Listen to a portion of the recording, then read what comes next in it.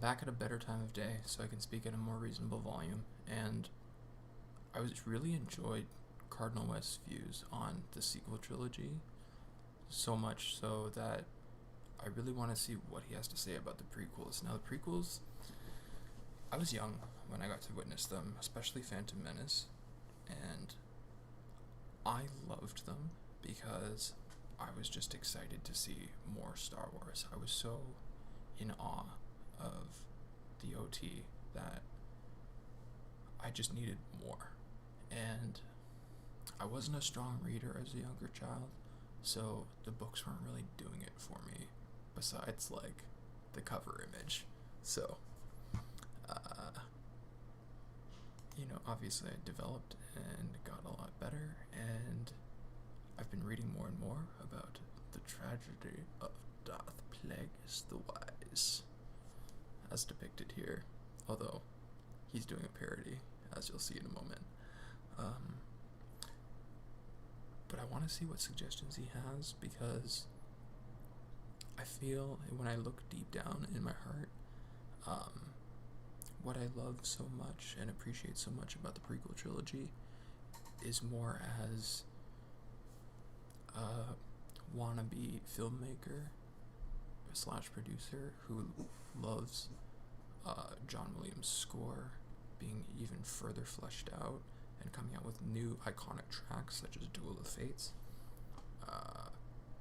The fact that the technology was pushed so much further in terms of camera technology, being able to capture motion at a higher rate of speed to allow for more action-packed sequences, especially lightsaber duels, and being able to animate those lightsabers in a more realistic fashion really changed the game.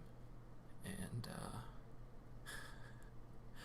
my favorite thing that Mark Hamill always complains about from the original movies is that the prequel series is when George Lucas decided to let go of lightsabers being so heavy such that it necessitated two hands at all times.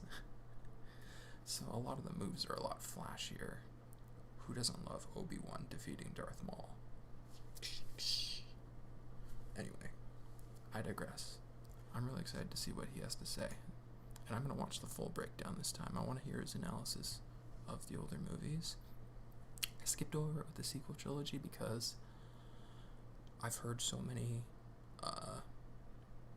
unified expressions of distaste ad nauseum that I didn't feel the need to hear it again, as he said. So, in this case, I'm interested. Here we go. I feel like my brain just snapped in half. Who are you? I'm Rey.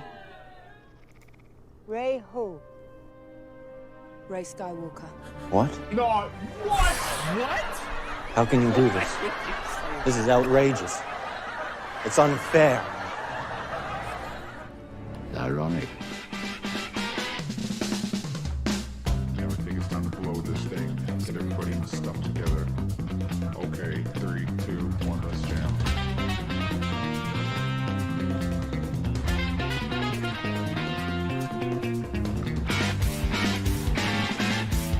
This guy's really clever. Already, I'm entertained.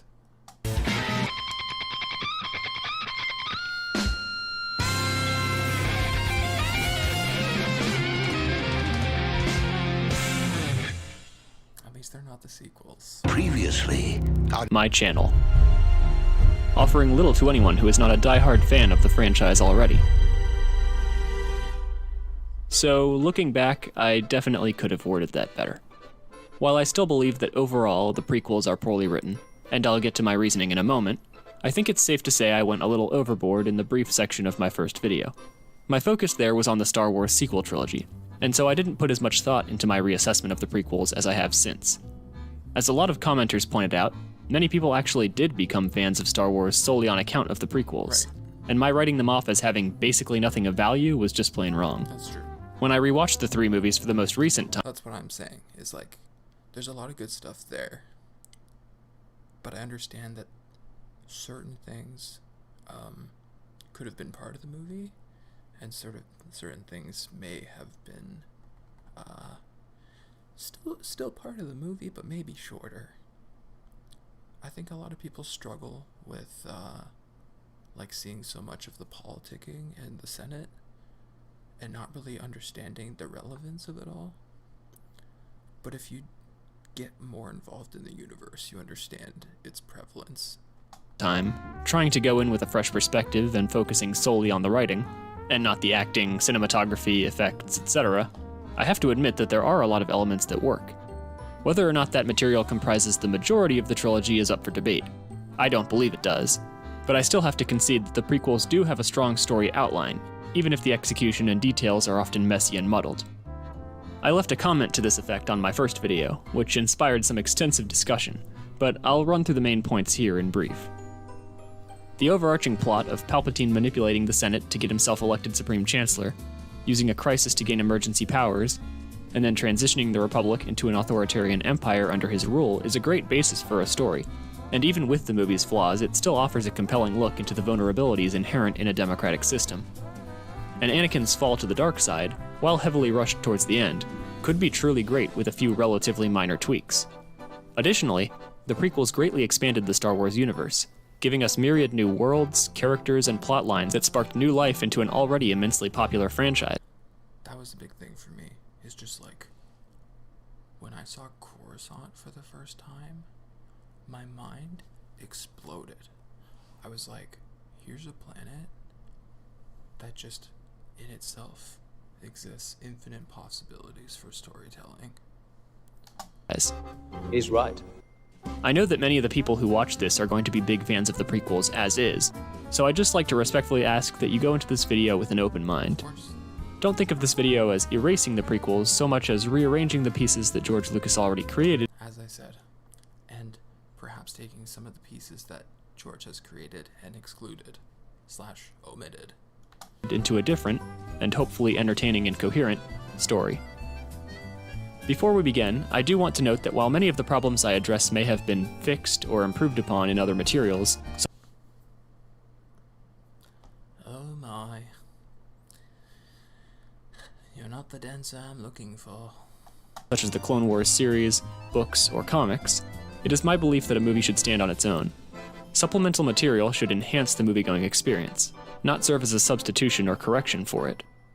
Also, I'm going to be approaching my rewrites from the standpoint of being in Lucas's position in the 1990s, so for the sake of this video, let's assume that the various spin-off materials would have been written around my rewrites, and not the other way around. Essentially, the only Star Wars material I'll be considering as canon for the sake of this video is the original trilogy itself. Lastly, I want to thank everyone for their helpful feedback on my rewrite of the sequels. I know that it isn't possible to please everyone, and looking back, there are a lot of things in my rewrite that I myself would either change or greatly expand upon if I were making it now, but overall I am happy with the result, and I'm glad that so many other people were as well. My intention with that video, as it is with this one, was never to write a fully fleshed out script for 3 feature-length movies, but to provide a rough outline that would, hypothetically, be further improved upon as it was sculpted into a finished script.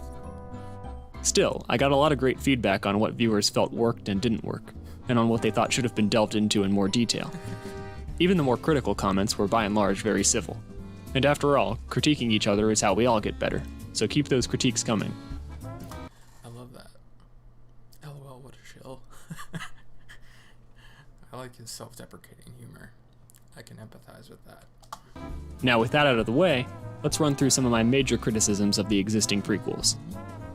Overall, I believe that The Phantom Menace and Attack of the Clones are 2 very poorly made movies, and Revenge of the Sith is the strongest.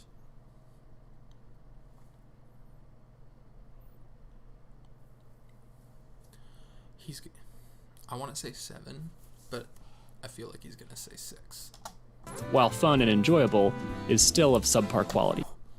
Damn.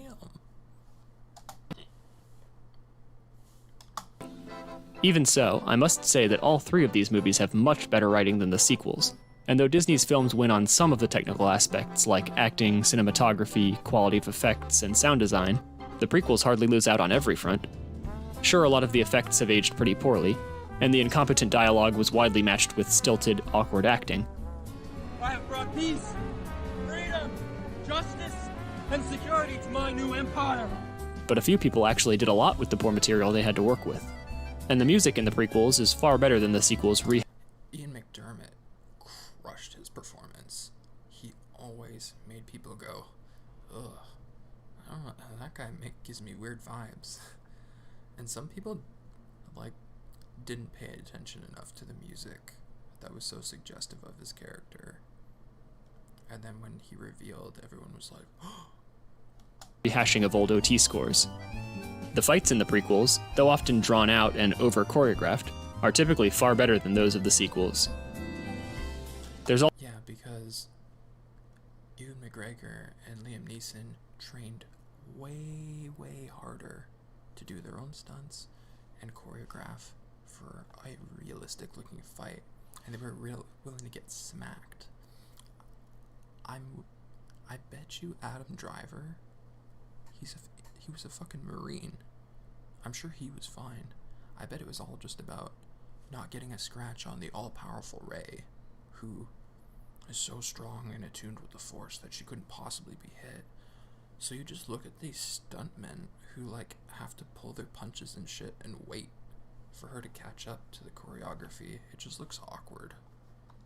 Also the iconic designs of the ships, clones, and droids, as well as numerous new characters that, while not always portrayed well or properly supported by the various aspects of the films, still gave us a lot more to work with than this.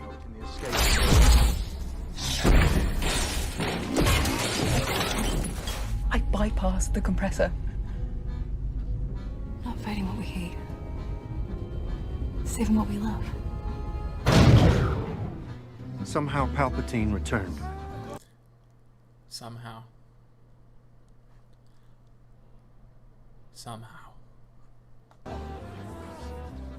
Someone got paid to write those lines, by the way. Yep. With all that said, today I'm here to talk about one aspect alone, writing. So in this rewrite, I will assume that we could get a director who knows how to, direct actors, have a good mix of well-crafted practical effects and quality CGI, and avoid any of the other non-writing related problems that the existing prequel trilogy suffers from. The first of these major writing issues relates to Anakin's story. I know it's been said before, but we really don't need an entire movie with him as a kid. Relevant scenes from his childhood can always be flashed back to, and by starting the story with him as a teenager, we can make his prodigy status more believable and involve him more in the main plot lines earlier on. I would have preferred that.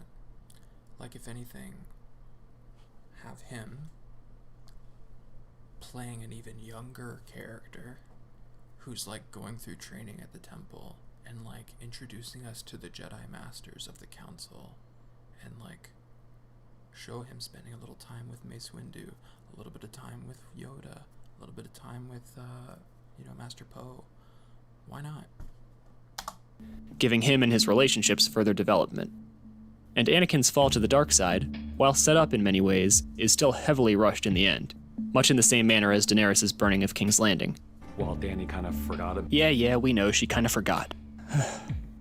Anyways, Anakin is established as someone who is deeply devoted to the Jedi Order, even if he is annoyed at their refusal to promote him, and fearful of their discovery of his relationship with Padme.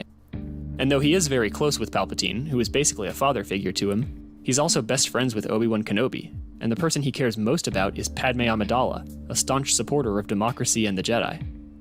And the Sith, who have been vanquished for thousands of years, are never really portrayed as potentially having been in the right. The most we get is Palpatine hinting that the Jedi and Sith aren't so different only days before Anakin's turn. You're not so different, you and I. Remember when I said that? Flashback. You're not so different, you and I. Would have worked much better for Anakin himself to start questioning whether or not the Jedi were good long before his fall, possibly being influenced by dreams sent by Palpatine. But all we get is him fearing Padme's death, which in and of itself shouldn't be enough to turn him away from the order that he has devoted his life to, the order that rescued him from slavery and gave him power and a purpose. As a result, when Palpatine abruptly starts mentioning the Sith and implying that Anakin should look into their ways, it makes Anakin look stupid for not informing the Jedi Council, especially since when Palpatine admits that he is a Sith Lord, Anakin immediately reports him, showing that he does view the Sith as evil and is still loyal to the Jedi. Yeah, but that's based on the way that he was taught. And that's what Palpatine keeps instilling in him, is you're only reacting this way because you were taught to react this way. And if you really care about the person you love, you'll want to keep me alive. And the most infamous part of Anakin's turn, slaughtering innocent children, makes no sense for the character we are shown. I agree with that part. It didn't make a lot of sense, because if ultimately... Oh.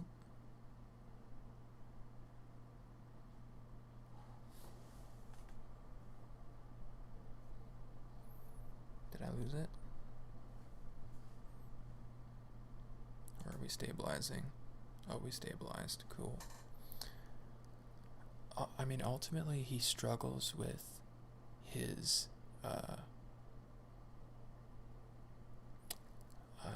light side, dark side dynamic throughout all the movies.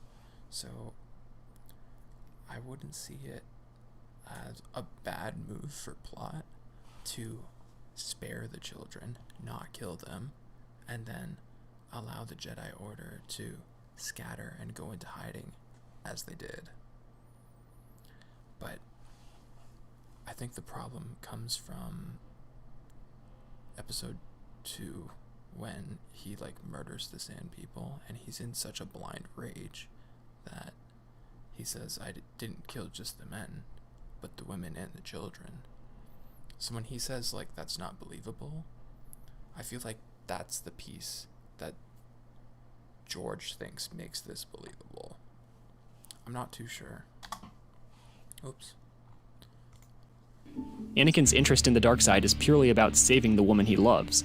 But then, only moments after refusing to allow a Jedi to kill a Sith Lord because it's not the Jedi way, he has no qualms with murdering children. Good point. I was thinking about that, but I didn't think about it.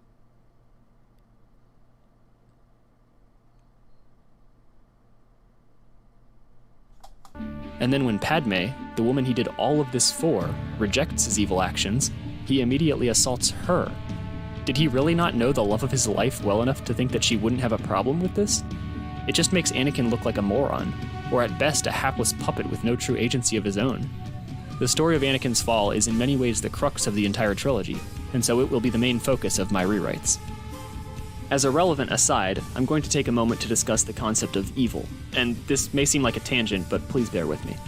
To boil down an incredibly complex topic for the sake of this video, generally, evil actions are committed by 3 types of people. Those who believe that what they are doing is morally justified, those who don't believe in morality at all, and view it as a social construct used to hinder the weak or keep society in control, and those who simply lack a conception of morality altogether. Palpatine, our true villain for the trilogy as a whole, is of the second category, while Anakin, as a tragic character, should fall into the first. He should believe that what he is doing is right, even as he veers further and further from what we the audience understand to be the path of good.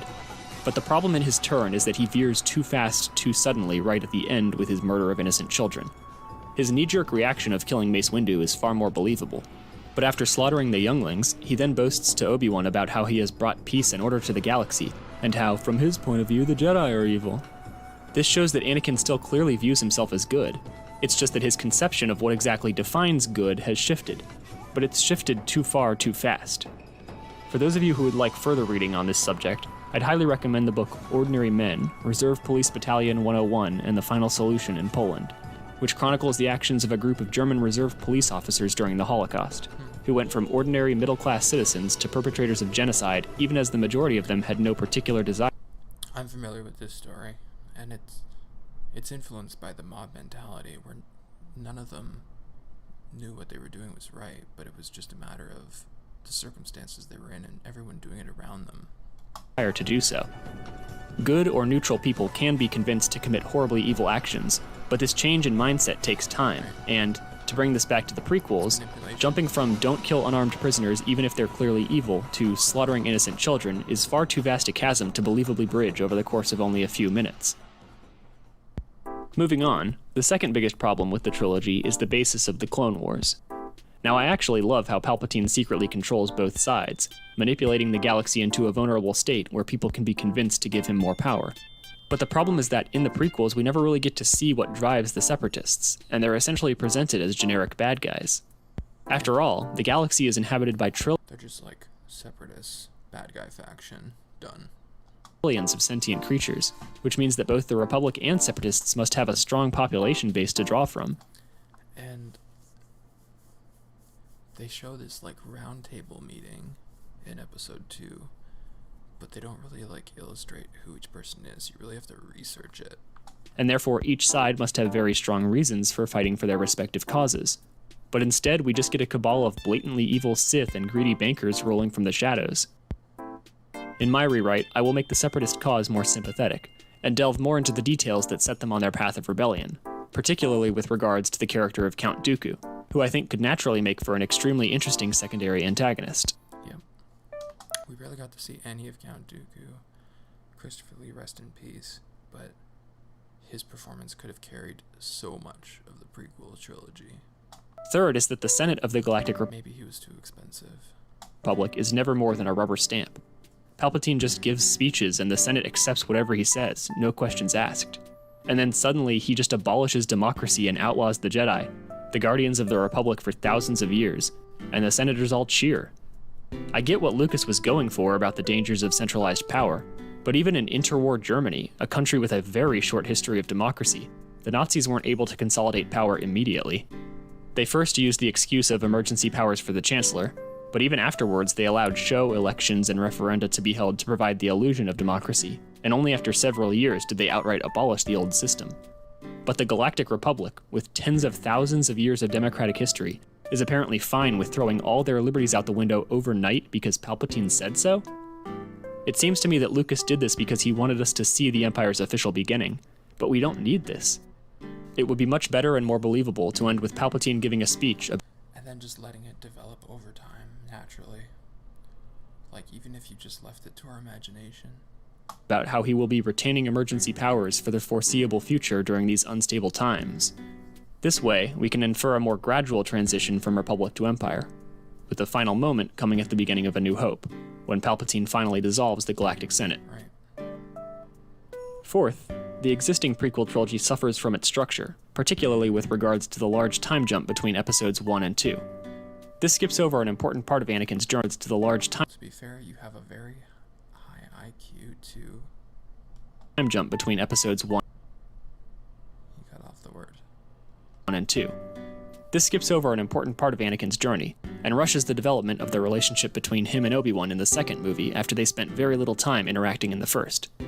By reworking the plot of episode 1 to take place when Anakin is older, this will give us more time to develop his ultimately doomed friendship with Obi-Wan earlier on, which in turn will leave us with more time to explore Anakin's descent. Fifth is the basis for the plot in The Phantom Menace. The central conflict of the movie involves the Trade Federation blockading, and then invading, the planet of Naboo, and this is confusing in several ways. The Trade Federation is a corporation, or perhaps an interplanetary organization, akin to OPEC or the EEC, Right. and yet they have representation in the Senate, and Naboo, which is also in the Senate, gets blockaded by them, and the Senate doesn't take action to defend them?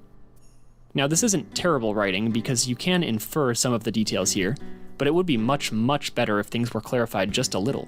All you'd need is a few lines and a few scenes for this to all make perfect sense. But as it stands, this seems akin to the Exxon Corporation blockading the state of Florida and the US Congress just doing nothing. In my rewrite, the Trade Federation is an economic bloc within the Galactic Republic.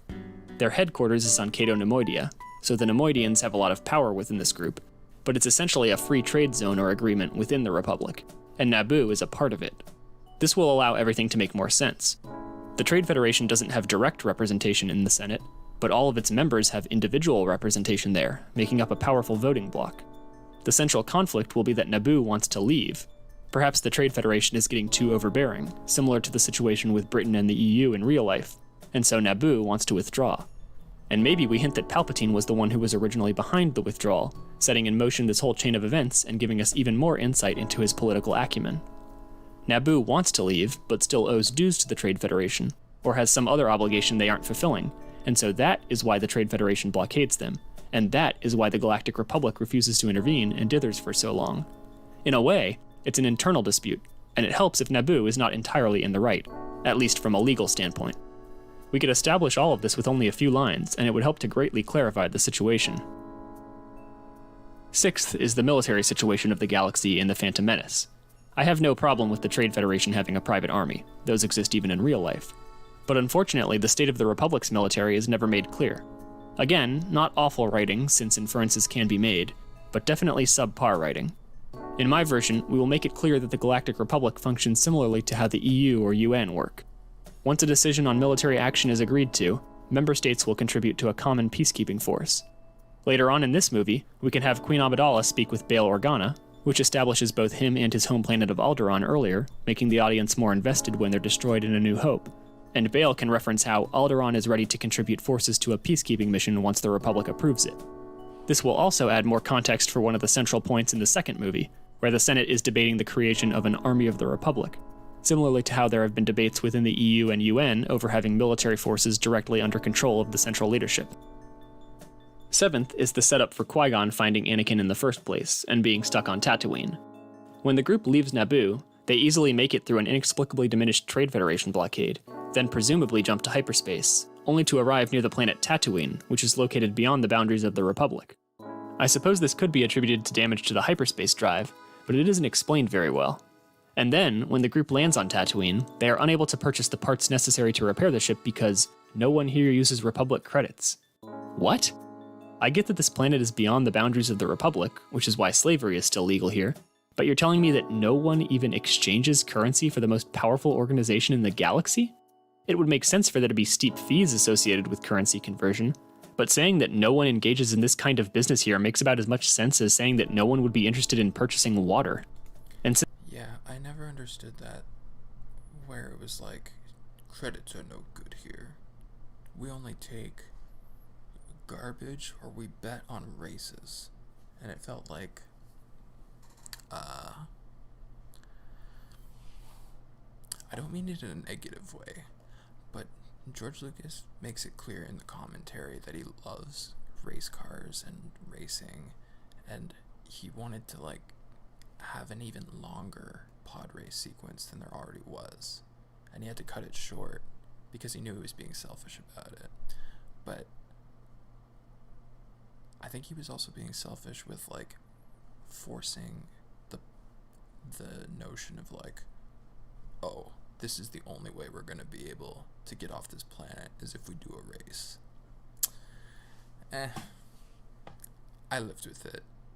I didn't mind. Since this contrivance forces Qui-Gon to bet on Anakin in the pod race, dragging the rest of the group along and keeping them stuck on Tatooine for a significant chunk of the movie, it plays a major role in the plot, and as such will be subject to major revisions. Eighth is the events surrounding the formation of the clone army on Kamino in Attack of the Clones. This whole plotline is far too convoluted.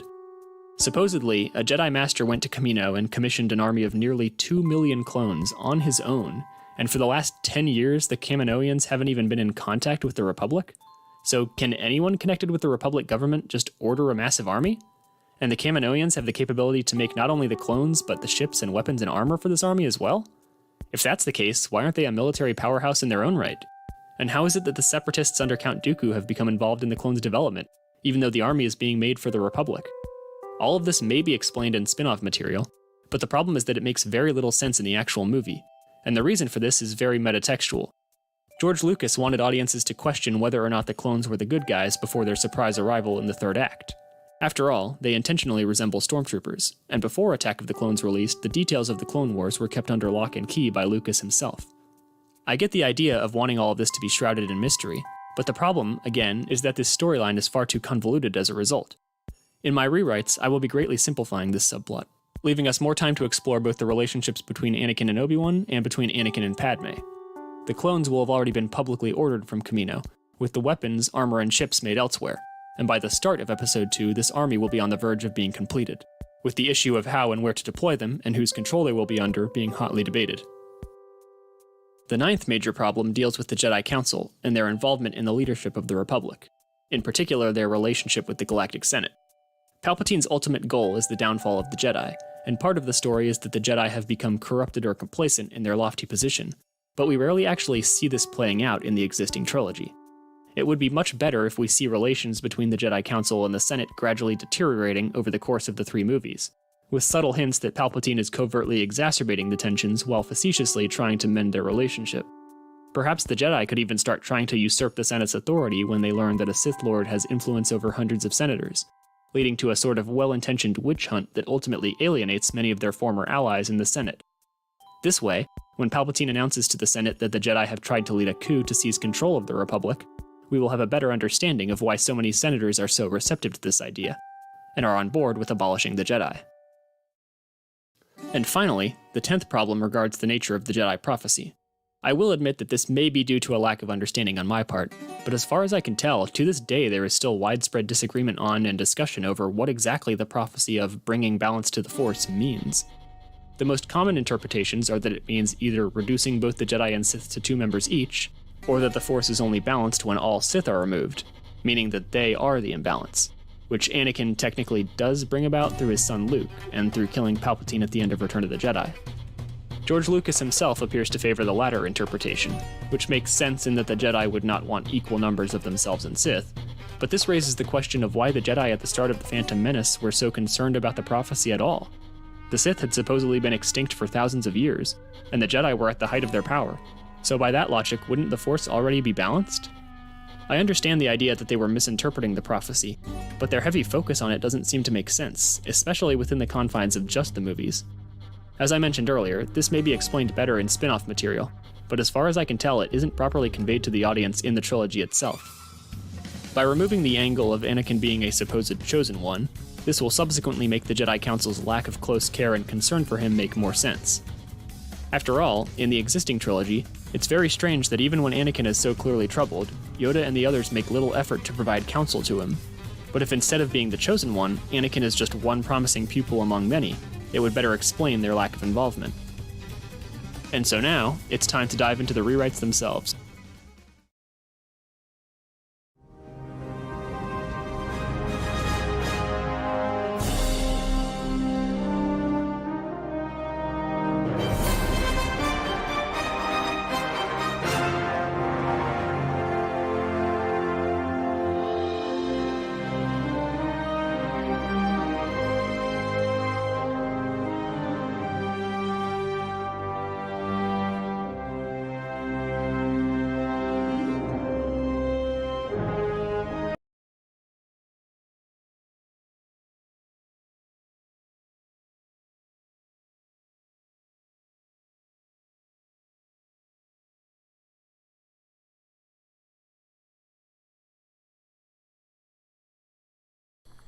I just needed to use the washroom before we got into the actual rewrites, but I was continuing to watch his critiques, and I think it was obvious those were going to be stormtroopers based on the armor alone. And yeah, I wish we got more exploration of the Council. I like the idea of the Jedi Council becoming a hostility against the Senate and trying to do this sort of witch hunt to find which senator is hiding as a Sith Lord, blah blah blah. Meanwhile, it's Palpatine the whole time, and it motivates why so many people are willing to go against the Jedi. I like that idea a lot. Okay, let's see. Episode 1. The Phantom Menace. The embers of dissent smolder throughout the Galactic Republic. The peaceful planet of Naboo, hoping to withdraw from the overbearing Trade Federation, has refused the interplanetary organization's excessive demands. While the Senate of the Republic remains mired in tireless debate and bureaucratic procedure, the Trade Federation has moved to blockade the planet with a fleet of deadly battleships. Hoping to resolve this matter peacefully, the Supreme Chancellor has secretly dispatched 2 Jedi Knights, guardians of peace and justice in the galaxy, in the hopes of settling the dispute. But an ancient enemy has also taken an interest in the growing conflict.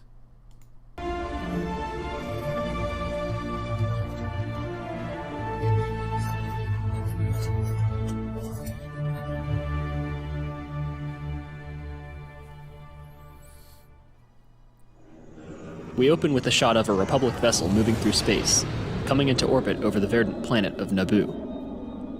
We soon cut to the interior, Maybe that's where the crew is preparing to land in the capital of Theed. An officer enters a room where two robed figures sit and informs them that they will be reaching their destination shortly.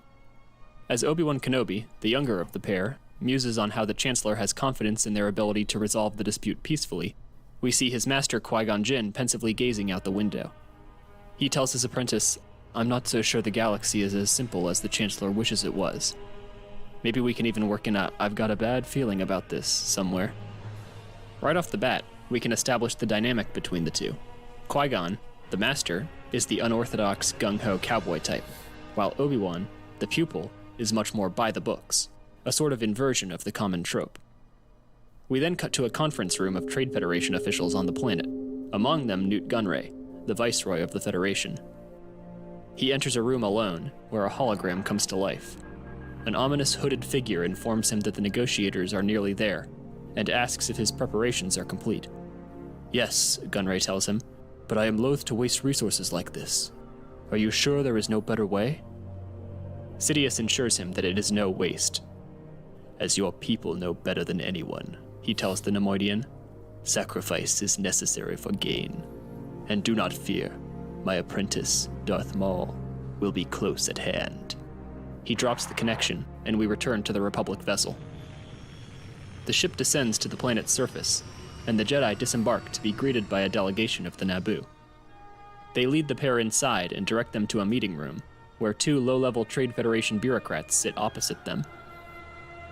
Obi-Wan seems calm and relaxed, while Qui-Gon lets a hint of tension pass across his face, as if he senses something is amiss.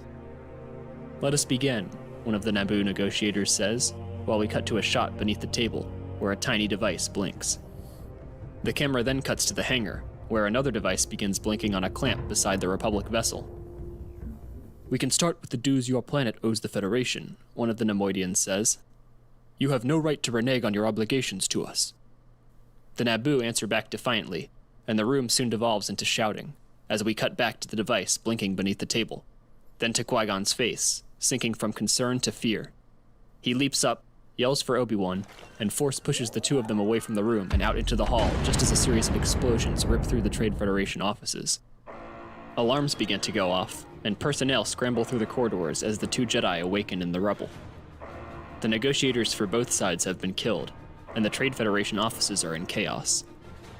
Outside, people run for cover, as droids and Naboo security begin exchanging sporadic fire in the confusion. And though we, the audience, know that Nute Gunray is responsible, the characters don't have proof, which serves to both give the Trade Federation plausible deniability, as they lost people, equipment, and infrastructure in the bombing, and to convey to the audience the ruthless, cowardly nature of Nute Gunray, who is quite willing to sacrifice his own underlings to achieve his goals. Qui-Gon and Obi-Wan encounter battle droids who open fire on them, and the two Jedi cut through the first wave, only to be forced back by destroyer droids. During this action scene, we can get an idea of the capabilities of the Jedi as they navigate the partially ruined structure. Obi-Wan urges his master to leave so that they can learn what happened, but Qui-Gon is convinced that Nute Gunray is behind this, and fights on towards the command center. They begin cutting through the blast doors, and a panicked Viceroy contacts Sidious, who assures him that, "My apprentice is observing the events closely. He will watch over you." More destroyer droids arrive, forcing Qui-Gon and Obi-Wan back, and eventually they flee the structure and emerge onto the city streets. As they do so, we see a number of Trade Federation vessels descending over the city, as sirens blare and droid voices announce that the Trade Federation is moving in to secure the city. As the Jedi evade the bolstered patrols of droids, they watch as civilians cower and hide while the outnumbered Naboo security forces are rapidly overwhelmed. The ruler of Naboo, the young Queen Padme Amidala, is soon captured, and in a broadcast from the palace, clearly under duress, orders all of her forces to stand down. Neimoidian officials, standing by her side, assure the populace the perpetrators of this horrific act will be brought to justice. Qui-Gon looks to Obi-Wan, then begins heading for the palace, leaving his young people to ask, "Master?" When Qui-Gon doesn't look back, he shrugs, mutters, "I guess we're doing this," and hurries after him. The two Jedi stealthily infiltrate the palace, making their way to where the Queen is being held. They release her and a number of other prisoners, including Captain Panaka, her chief of security, and the group quickly arm themselves. Amidala informs the Jedi that she has a hangar full of ships waiting for takeoff, and we cut to a number of astromech droids preparing a shuttle, among them R2-D2.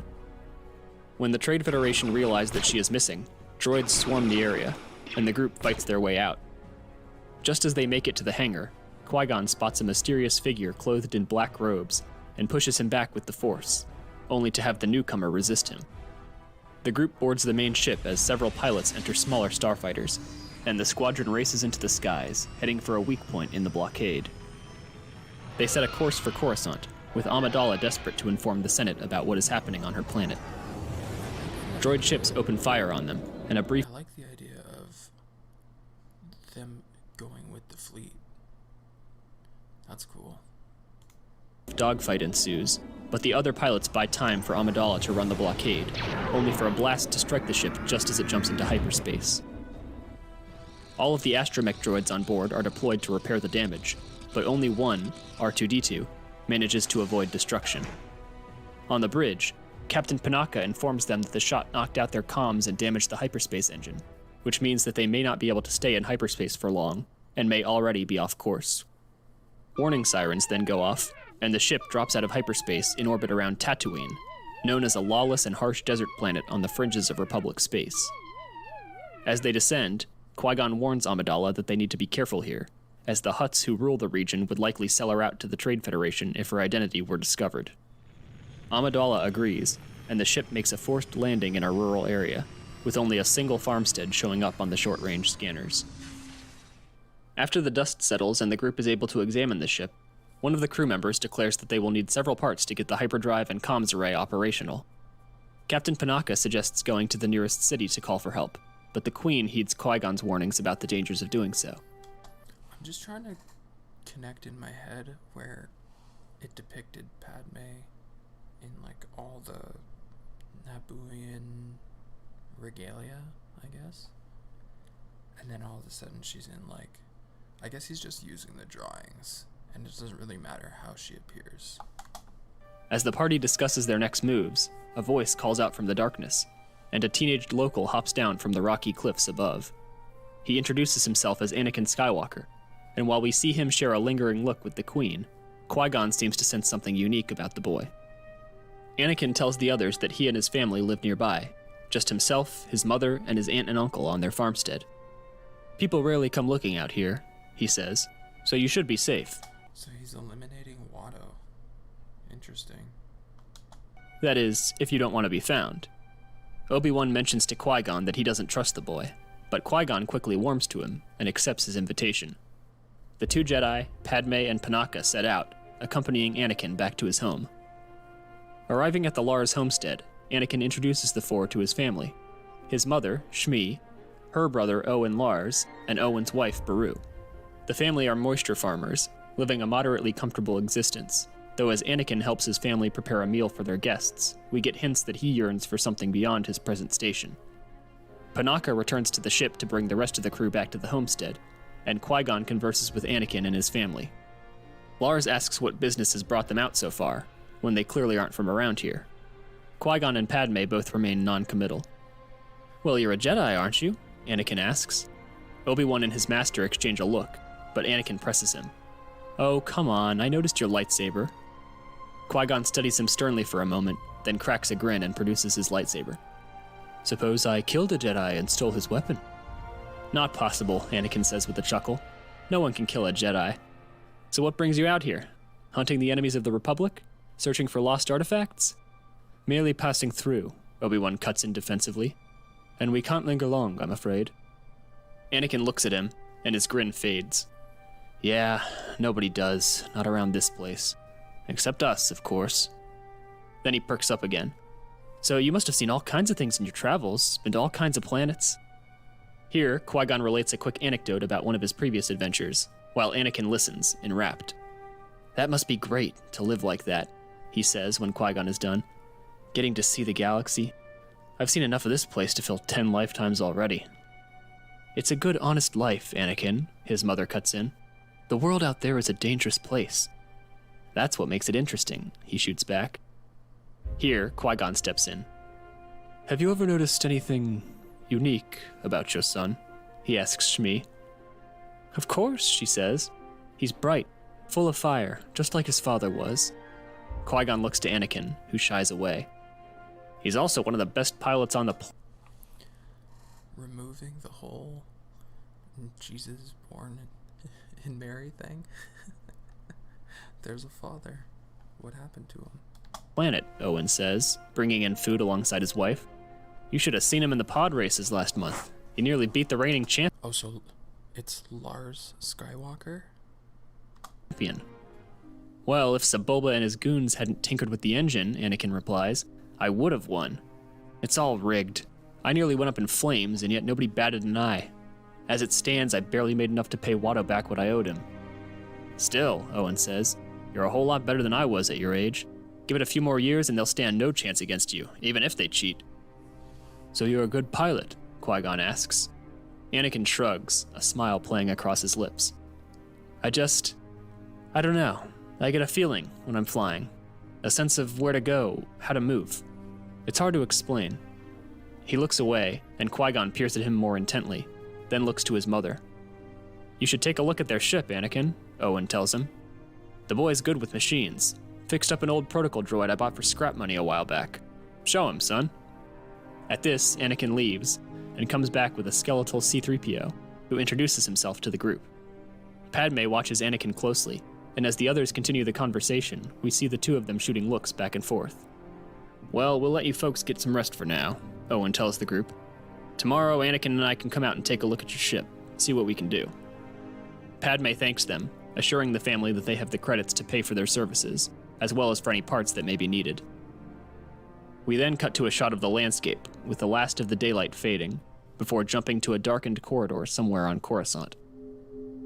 The black-robed figure we saw earlier walks alongside a holographic projection of the sinister and enigmatic Lord Sidious, who addresses his apprentice. We have tracked them to Tatooine, Sidious tells him. The Queen is to be taken alive.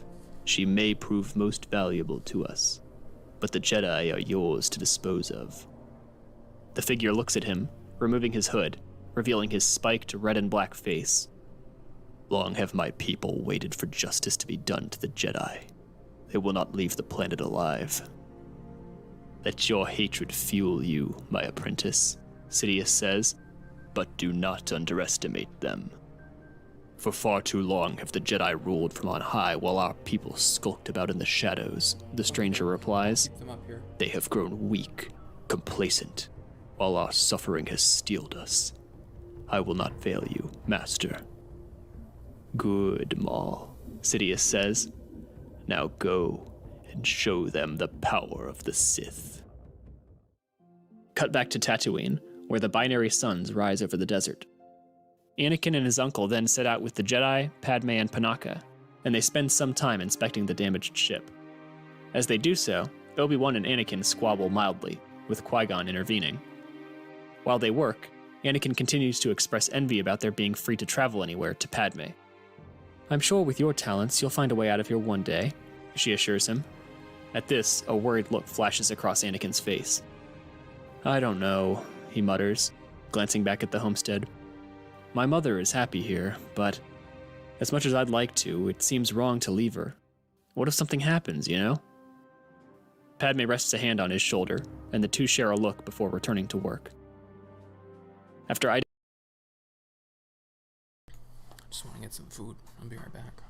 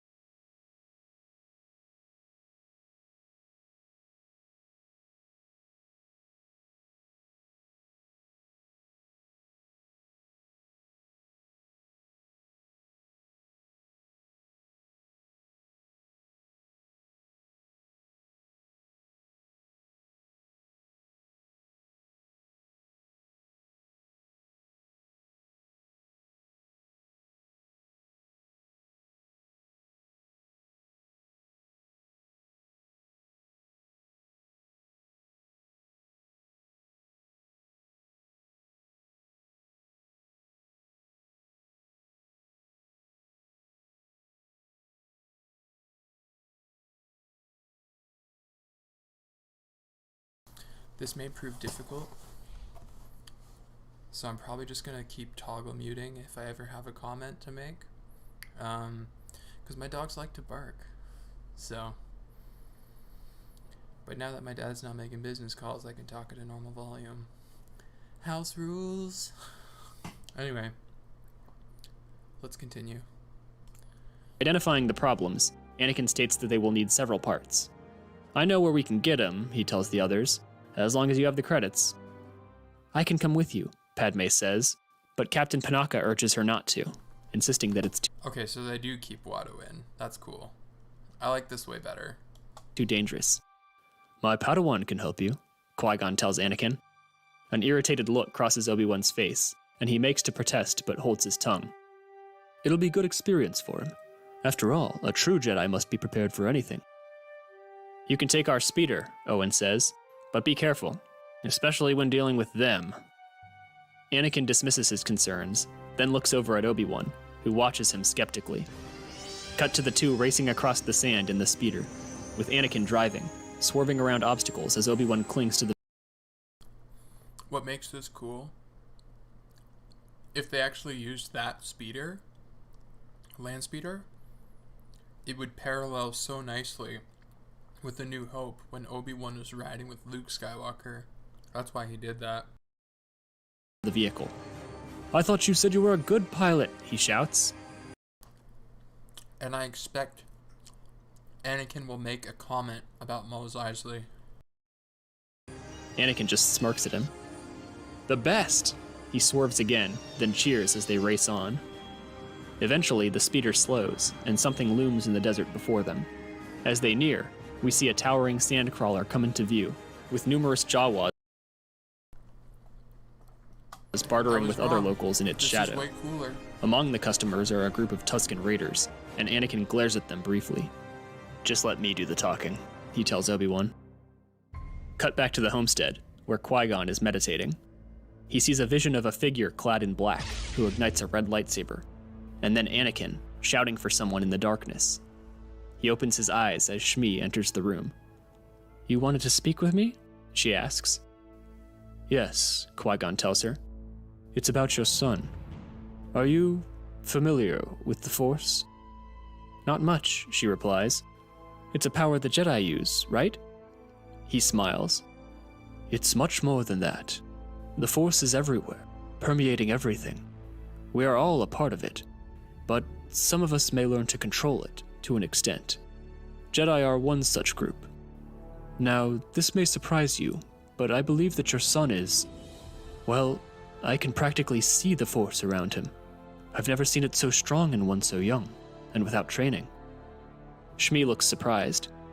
You can just sense that? She asks. Yes, I am a Jedi Master, and I would never have attained my rank if I couldn't. This may sound strange.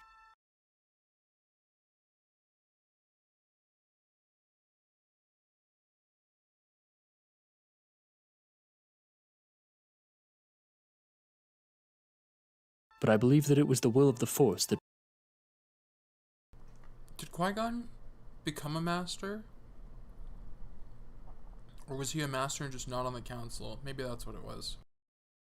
brought us here, to your son, and with your permission, I would like to bring him with me, to train as a Jedi. With proper training, your son could very well change the galaxy. Shmi stares at the Jedi Master with a contemplative expression, but we cut away before she gives a response. Back with the Jawas, Anakin barters for the parts they need, and he and Obi-Wan begin loading them into the speeder. Just as they are finishing, Anakin looks up and inhales deeply. Cut to a group of thugs approaching the makeshift market on speeders, brandishing an assortment of weapons. Who are they? Obi-Wan asks. No one, Anakin says. Well, let's go. Skywalker! One of them shouts, raising a blaster. As the pair hurry back to their own speeder, Anakin says, Remember what I said about Sebulba? Well, I might have arranged for a little payback. What kind of payback? The kind where his engine fries itself upon ignition? Anakin responds with a shrug. The thugs navigate through the crowd, and one of them takes a shot at Anakin, but Obi-Wan ignites his lightsaber and deftly deflects it. As the two race off, the thugs give chase on their own speeders, and Obi-Wan looks back nervously, Don't worry, they'll never chase us onto my uncle's land, Anakin says. They wouldn't dare. Are you sure we'll make it there? Obi-Wan asks. Anakin just swerves and gives a grim smile. The two are then pursued through rocky terrain, with Anakin dodging obstacles as Obi-Wan deflects blaster shots. You said these guys tried to kill you, right? Their boss did, Anakin tells him. Obi-Wan eyes him for a moment, then deflects the next shot so it strikes one of the speeders, which goes up in flames. The other pursuers then fan out and advance, swerving to try and destabilize their craft.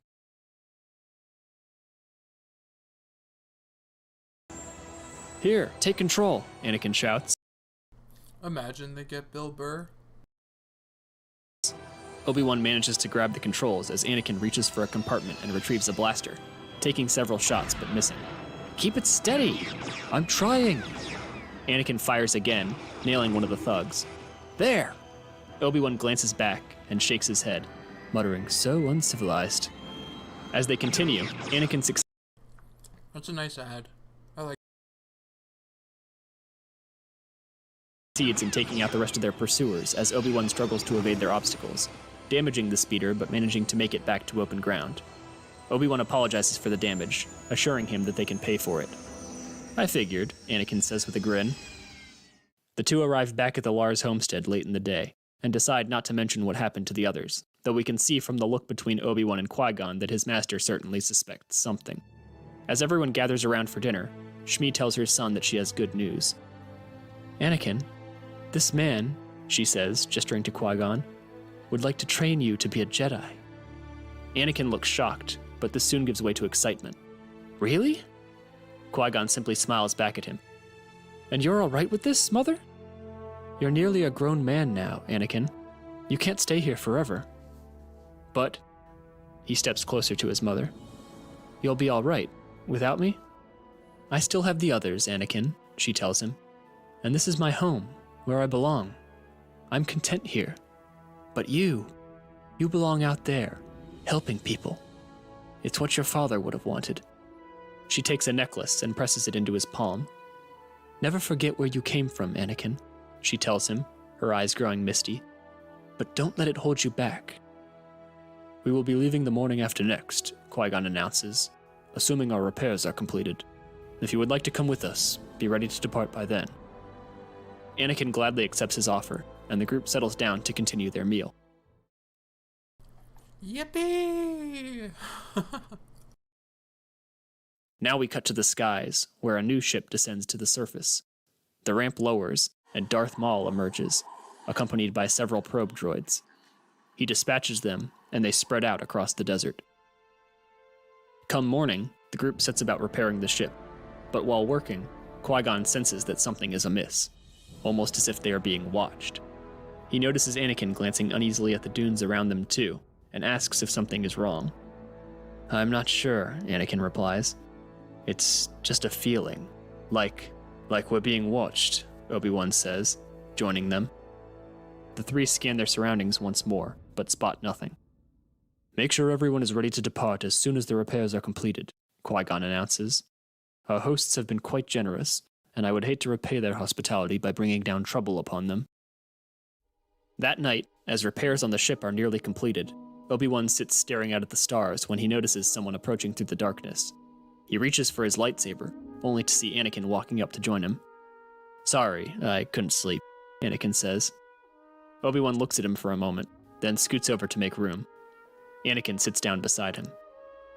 You have an important decision ahead of you, Obi-Wan tells him. I've already made my decision, Anakin responds. Obi-Wan looks more closely at him. Becoming a Jedi is no light undertaking, Anakin.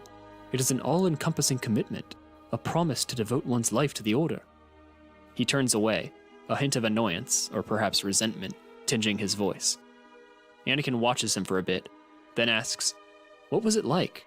When you left your home, I mean. Obi-Wan turns back to face him. To tell you the truth, I don't much remember it. I was much younger than you are now. Typically, Force-sensitive individuals are identified at half your age, and permitted their parents are willing, they are brought back to the Jedi Temple to be raised in the Order. We aren't supposed to have any attachments outside the Order, you see? It could conflict with our duties to preserving the Republic. So you don't miss your parents? Anakin asks. You don't ever find yourself thinking about them? Where they might be, what they might think of all this? If they ever wonder about you? Obi-Wan sighs. No, not really.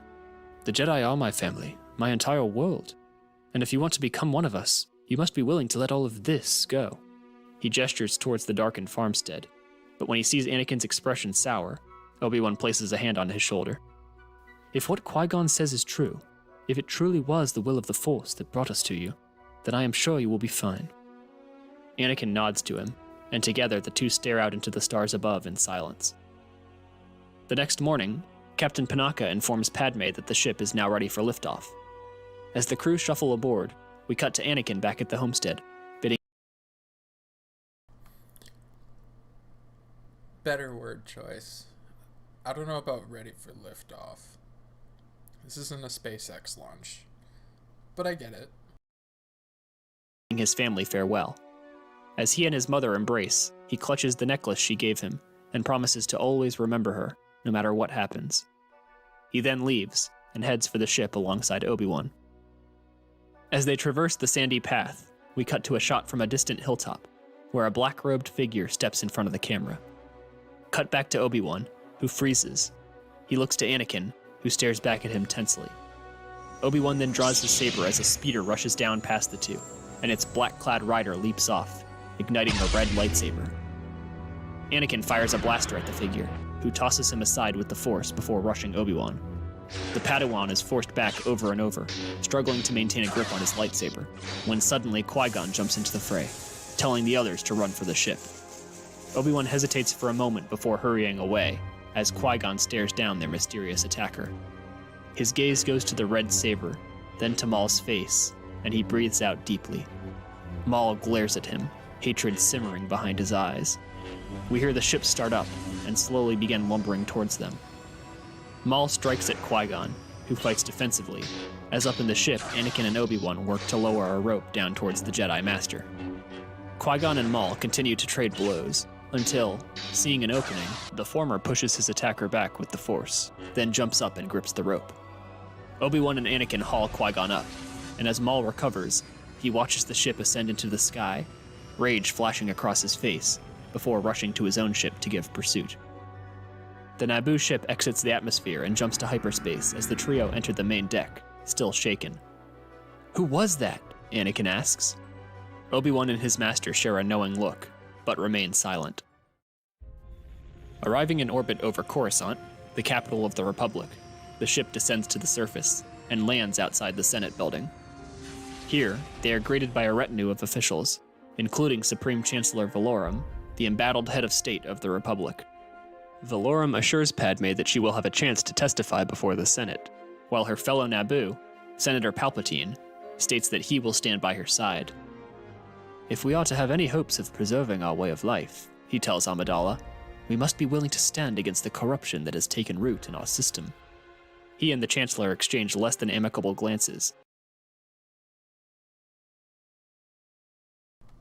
The corruption you created, Darth Plagueis. Anyway. And Valorum takes Padme aside. He explains to her that his grip on power is much more tenuous than it may appear, and that, despite sympathizing with the plight of her planet, he is loath to upset millennia of democratic precedent by exerting too much authority. Sometimes, Padme tells him in response, being afraid to exert authority is precisely what allows a democracy to crumble. As the troubled Chancellor leaves, and Senator Palpatine escorts the others inside, he silently takes note of Anakin, hinting at his true nature.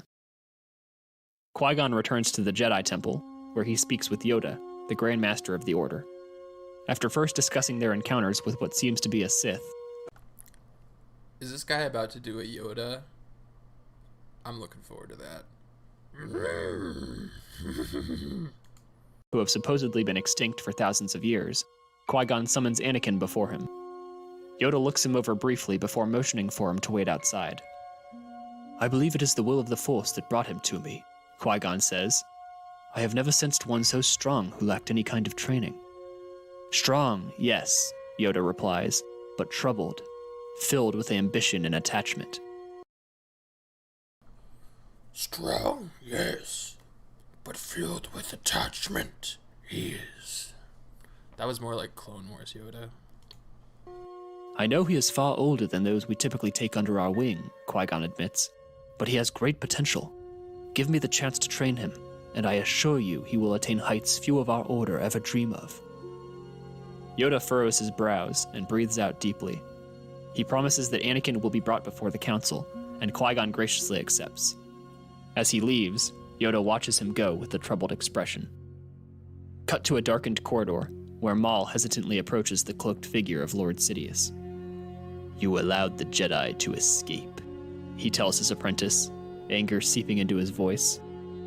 They fled from me, Maul responds. The Jedi did not dare engage. They will not escape me again. Another chance may come soon, Sidious says. Should it arise, I trust you will not let it go to waste. Maul bows, then rises slowly.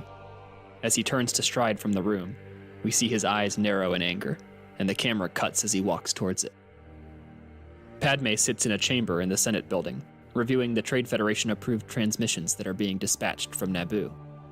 The Federation has rounded up many influential figures from the planet's government and is preparing to bring them to Cato Nemoidia, capital of the Federation, quote, until the current crisis settles down and peace and security are restored to Naboo, end quote. The door opens, and she looks up. Master Qui-Gon, she says. He enters, with an older man following behind him. This is Count Dooku, he tells her, one of the most powerful of our order, and a good friend. Dooku greets her, and Padme turns her attention back to the transmissions. I love the idea of allowing us to see Count Dooku involved with the Jedi Order before he leaves. Like, I get that he has, not fundamentally, but disagreements with the way in which the Jedi Order operates, and he just decides, well, I'd rather just be a count. I come from a rich family. I liked that character development. If we allow them to take our people to Cato Nemoidia, she says, the Trade Federation will be able to use them as hostages. We will likely never see them again. It won't come to that, Qui-Gon assures her. The Senate will see the truth when you go before them. Will they? Padme asks. Senator Palpatine has much more experience in this field than I do, and yet he has no great deal of confidence in them.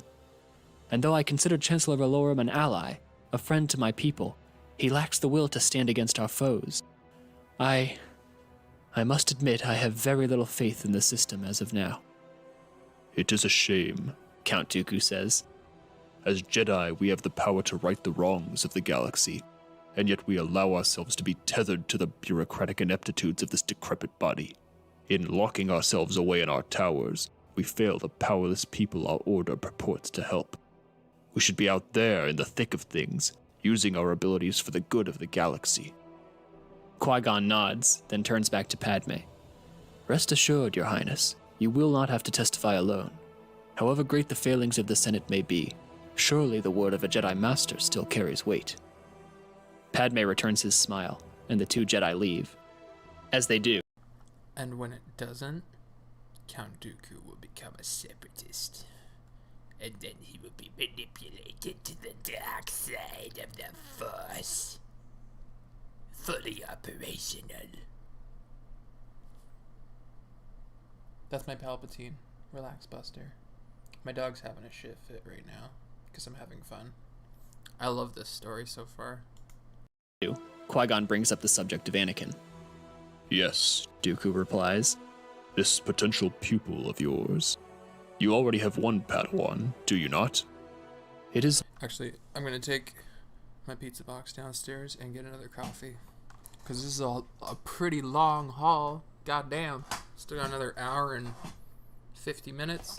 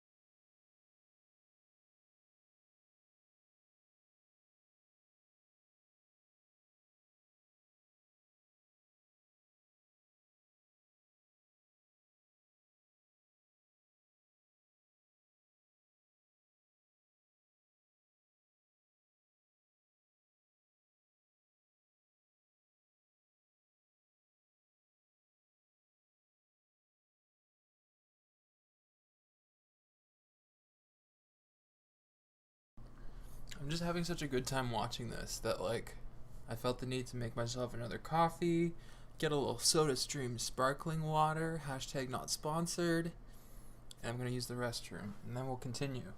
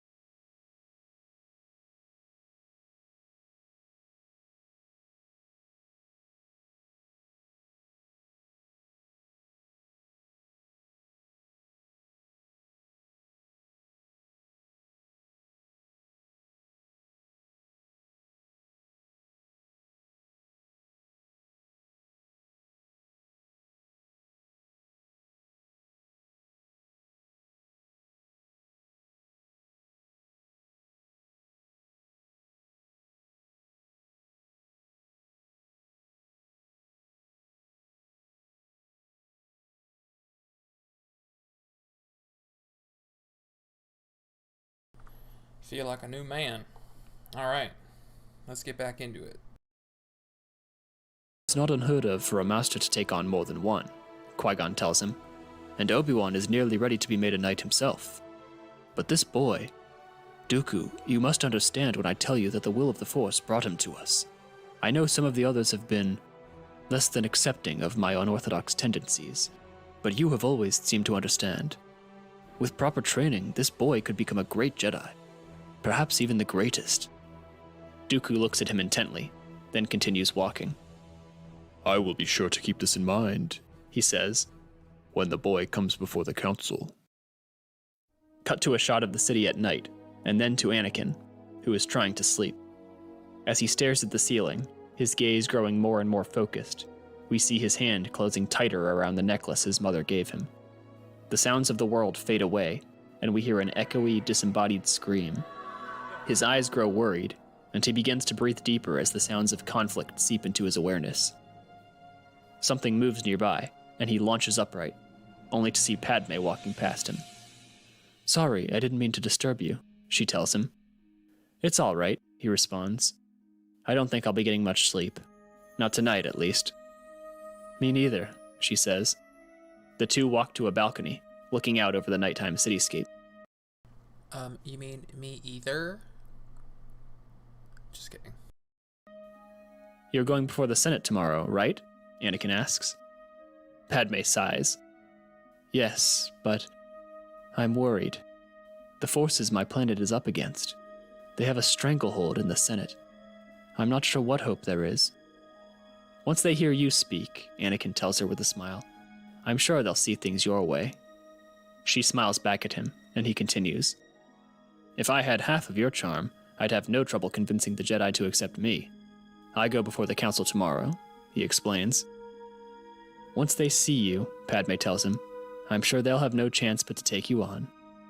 Silence settles over the scene, and the pair look out over the darkened cityscape together as the camera pans up. The next morning, Anakin and Obi-Wan are busy preparing for the latter's hearing before the council. Padme and Qui-Gon arrive, and each pair wishes the other luck in their respective endeavors. I wish I could be there to speak on your behalf, Qui-Gon says, but I must go before the Senate alongside Queen Amidala. I have already spoken with Masters Yoda and Dooku, and I have faith in you, my young Padawan, he adds, turning to Obi-Wan. They then go their separate ways, with Padme and Qui-Gon entering the vast Senate chamber, where they are greeted by Palpatine and another senator, Bail Organa of Alderaan. Our people are counting on you, Your Highness, Palpatine tells her. Whatever you do, you must make the Senate believe. My own planet is ready to contribute to a Republic peacekeeping mission, Bail adds. There are many here who fear the power of the Trade Federation, or other groups like it. All we need is for you to convince them.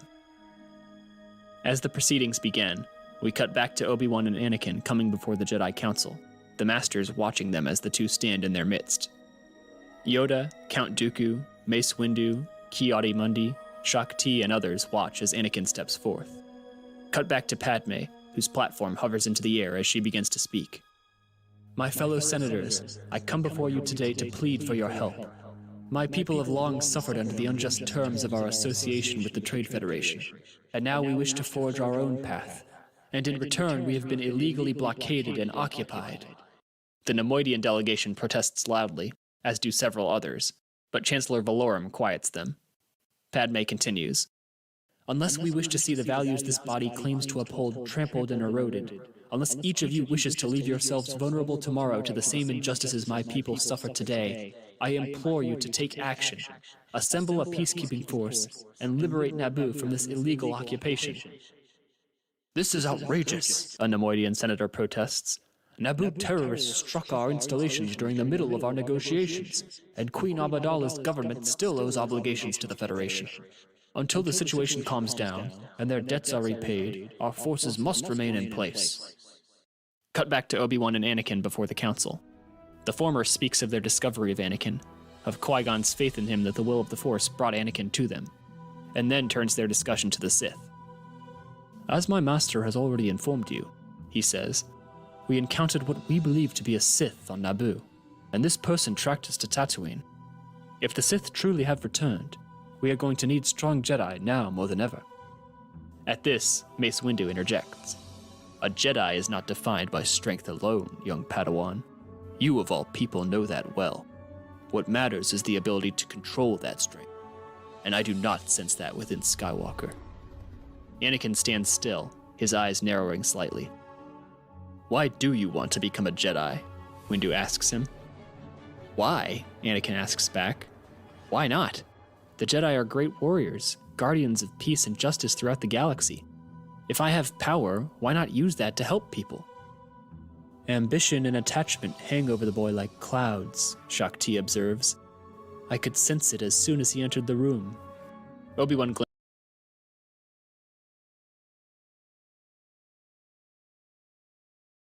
glances back at Anakin. That's what I was waiting for, was involvement from other council members, and I like that he's already getting Shakti in there. I hope he kind of like does a full round robin, although it wouldn't be strictly necessary, but it's like, why do you have those other council members there? If they're never going to occur, what was the point? Just to fill the room, man? Space them out. Social distancing. As Yoda leans forward. Do you have family, young Skywalker? Yoda asks. Yes, my mother and my aunt and uncle, back on Tatooine. And you love them, do you not? Of course, Anakin says a little too hotly. He steadies himself, then replies, yes, more calmly. A Jedi must not know attachments outside of the Order, the Grand Master explains. At your feelings on this, I wonder. At this, the camera briefly lingers on Anakin's uncomfortable expression. Cut back to the Senate, where Qui-Gon steps up beside Padme and whispers to her. If you will not take my word, Padme tells the body, then perhaps you will listen to the word of a Jedi Master. Many of the senators gasp, and Qui-Gon begins speaking. What Queen Amidala says is true. The Naboo were not behind the attacks. They had no reason to do so, for they knew that I and another of my order had been sent to mediate between them and the Trade Federation on behalf of the Chancellor. Are you saying, another senator asks, that Chancellor Valorum sent 2 Jedi to intervene without the approval of the Senate? We get a shot of Valorum looking unsettled, and Qui-Gon and Padme exchange nervous glances. Standing beside the two of them, Palpatine watches, a hint of a smirk playing across his lips. Now back to the Jedi, where the Council is still deliberating over Anakin's fate. He does display promise, Count Dooku notes. and though he is older than those we typically take in, it is not unheard of for someone his age to begin training. And you are forgetting, he would have Qui-Gon for a master. That, Ki-Adi-Mundi says, does not exactly allay my concerns. As the debate continues, we see the Council gradually turning against Anakin, as his face grows more and more frustrated. Back in the Senate, we see Anakin's frustration mirrored in Padme's expression. So, the Nemoidian senator announces, the Chancellor has conspired with the Jedi to usurp the authority of this body. How can we expect our concerns to be handled with fairness in the face of this revelation? Padme looks to Valorum, who is growing increasingly concerned. Suddenly, the Chancellor moves to address the Senate himself. In light of these recent accusations, I propose that a new committee be established in order to further investigate the recent events on Naboo, and I assure both the Naboo and Nemoidian delegations that both sides will be represented fairly in the proceedings. At this, Padme's expression falls. I have no faith in this system to save my people, she mutters to Qui-Gon. As the Chancellor waits for her response, she stares at him, the anger in her eyes giving way to sorrow. I propose a vote of no confidence in Chancellor Valorum, Padme announces. The Chancellor's eyes widen as the Senate goes silent. Cut back to Anakin, who stands nervously before the Council. The various masters exchange glances. Mace Windu nods at Yoda, while Count Dooku looks upset. Yoda then speaks. I am afraid that we will not be taking young Skywalker in. Anakin's eyes flit from master to master, and he curtly excuses himself before stalking out of the room. Obi-Wan hesitates for a moment, thanks the masters for their time, and bows before following Anakin. Back in the Senate, the Speaker announces the motion of no confidence in Chancellor Valorum has been accepted. Proceedings will begin shortly. Padme exchanges a final glance with her former ally, then departs from the chamber. Senator Palpatine gives her a sad look, but as she walks on, the camera lingers on him, and he smiles. Padme, Obi-Wan, and Anakin soon meet back up, sharing the frustrations of their recent.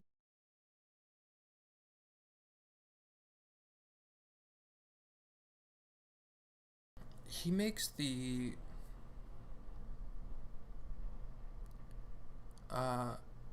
sinister intent of Palpatine much more obvious with his,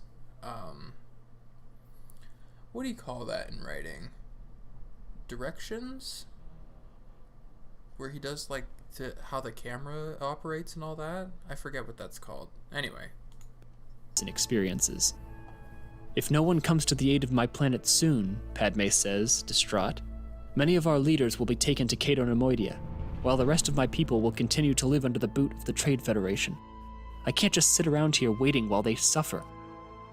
And there is also the matter of the Sith, Obi-Wan notes.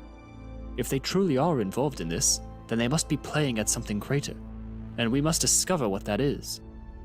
As the three talk, Qui-Gon approaches. Any luck with the Council? Anakin asks. No, he says. They refuse to allow me to train you, and though they are concerned about the threat the Sith pose, they will not dispatch anyone to Naboo, not when our recent involvement has already strained our relations with the Senate. The Council would prefer to wait until the Sith make their next move. But who knows when or where that might come, Obi-Wan asks, or what price we or others may pay for waiting. My thoughts exactly, my young Padawan, Qui-Gon says with a grim smile. But I do not intend to wait. And I suspect the same of you, Your Highness, he says, looking to Padme. Wait, Obi-Wan says. Are you suggesting what I think you're suggesting? That we gather up a small team, Padme says, sneak into the palace on Theed, liberate my people, and draw out the Sith who have been pulling the strings from the There are too few of us, Padme says. Only a handful of my security detail made it off Naboo with me. The rest are civil servants or engineers. At this, Qui-Gon smiles. If you're not averse to spending some credits, Your Highness, I do have a few less savory connections that might prove useful. The camera comes to rest on Obi-Wan. I've got a bad feeling about this. Here, Qui-Gon arranges for Padme to meet with a group of bounty hunters that he has had some unspecified contact with in his past. This way, we once again provide a contrast between him and the more orthodox members of the Jedi Council. The leader of this group, Jango Fett, agrees to take on the job. Are you sure you're up for this? Padme asks. You'll be going up against the Trade Federation. So long as I get paid, he replies with a smirk. I don't much care what the job is. The group then goes over the basics of the plan. Utilizing the mercenaries' skills, they will sneak past the Trade Federation blockade and land in the capital, where they will then storm the palace, free the prisoners held there, and take the Viceroy of the Trade Federation hostage. Qui-Gon hopes that the Sith who are involved will then have no choice but to reveal themselves. Are you sure about this, Master? Obi-Wan asks. It could make things worse with the Senate. They were never on our side to begin with, Padme cuts in, and I'm done waiting for someone else to save us. As they prepare to leave, Anakin assumes he will be coming with them, but Qui-Gon is opposed. We're going to be heading into a war zone, son. This is no place for someone like you. Then what? Anakin asks. I should just head back to Tatooine? Forget any of this ever happened? No. He looks to the others. I can fight.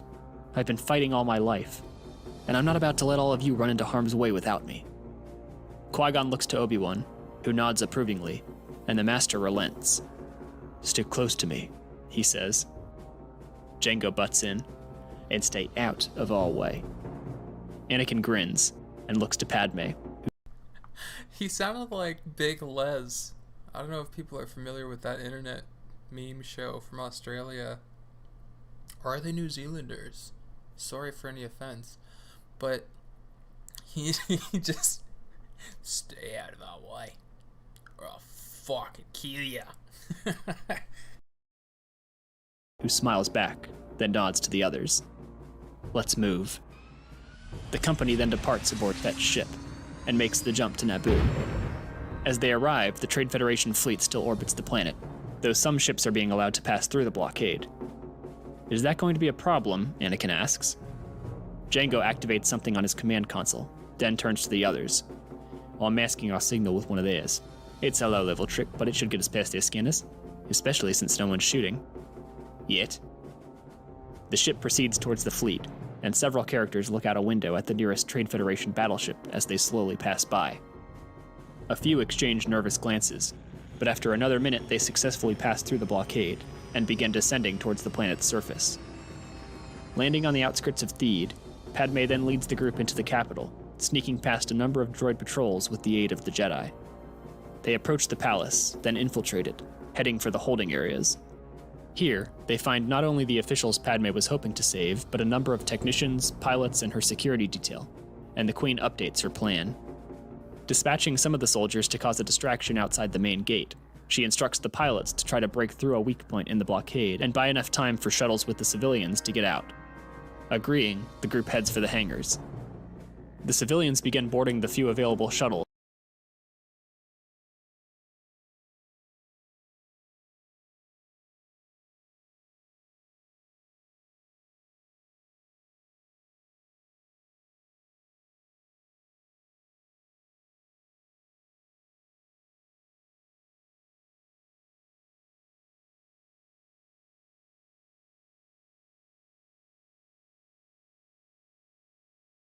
As the pilots and technicians prepare the starfighters.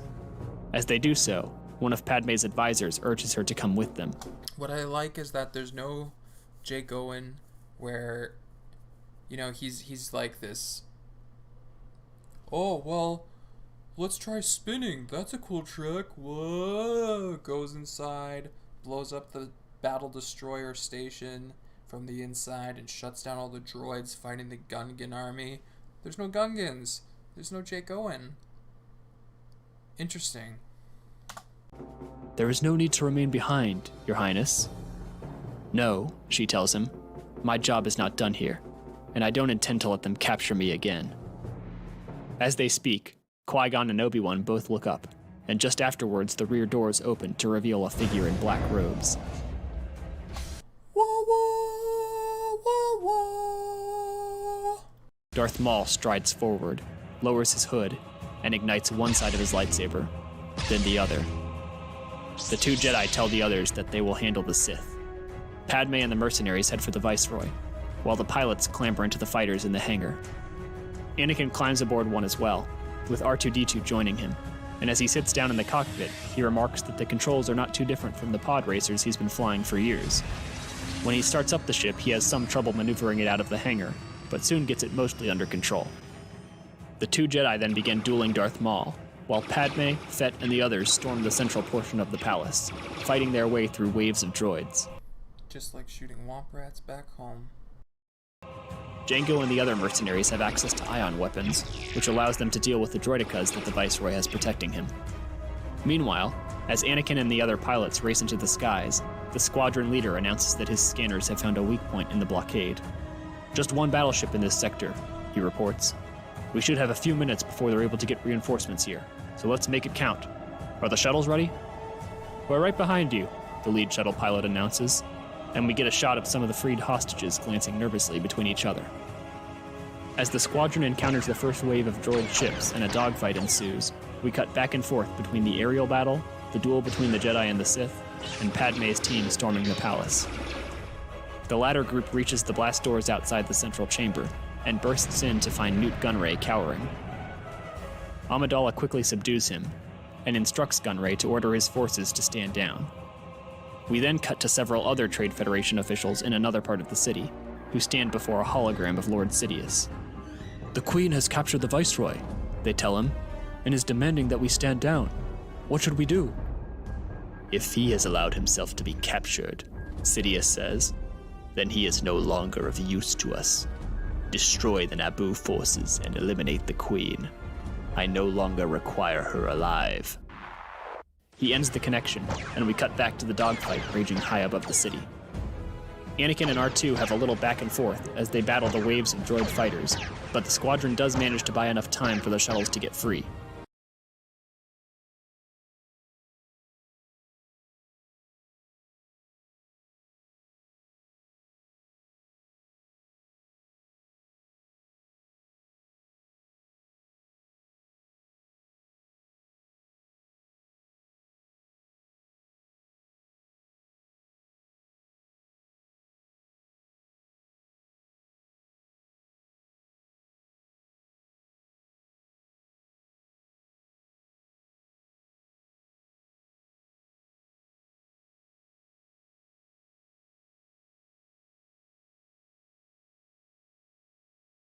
Their mission accomplished, they race back towards the surface to aid the ground forces as more droids chase them.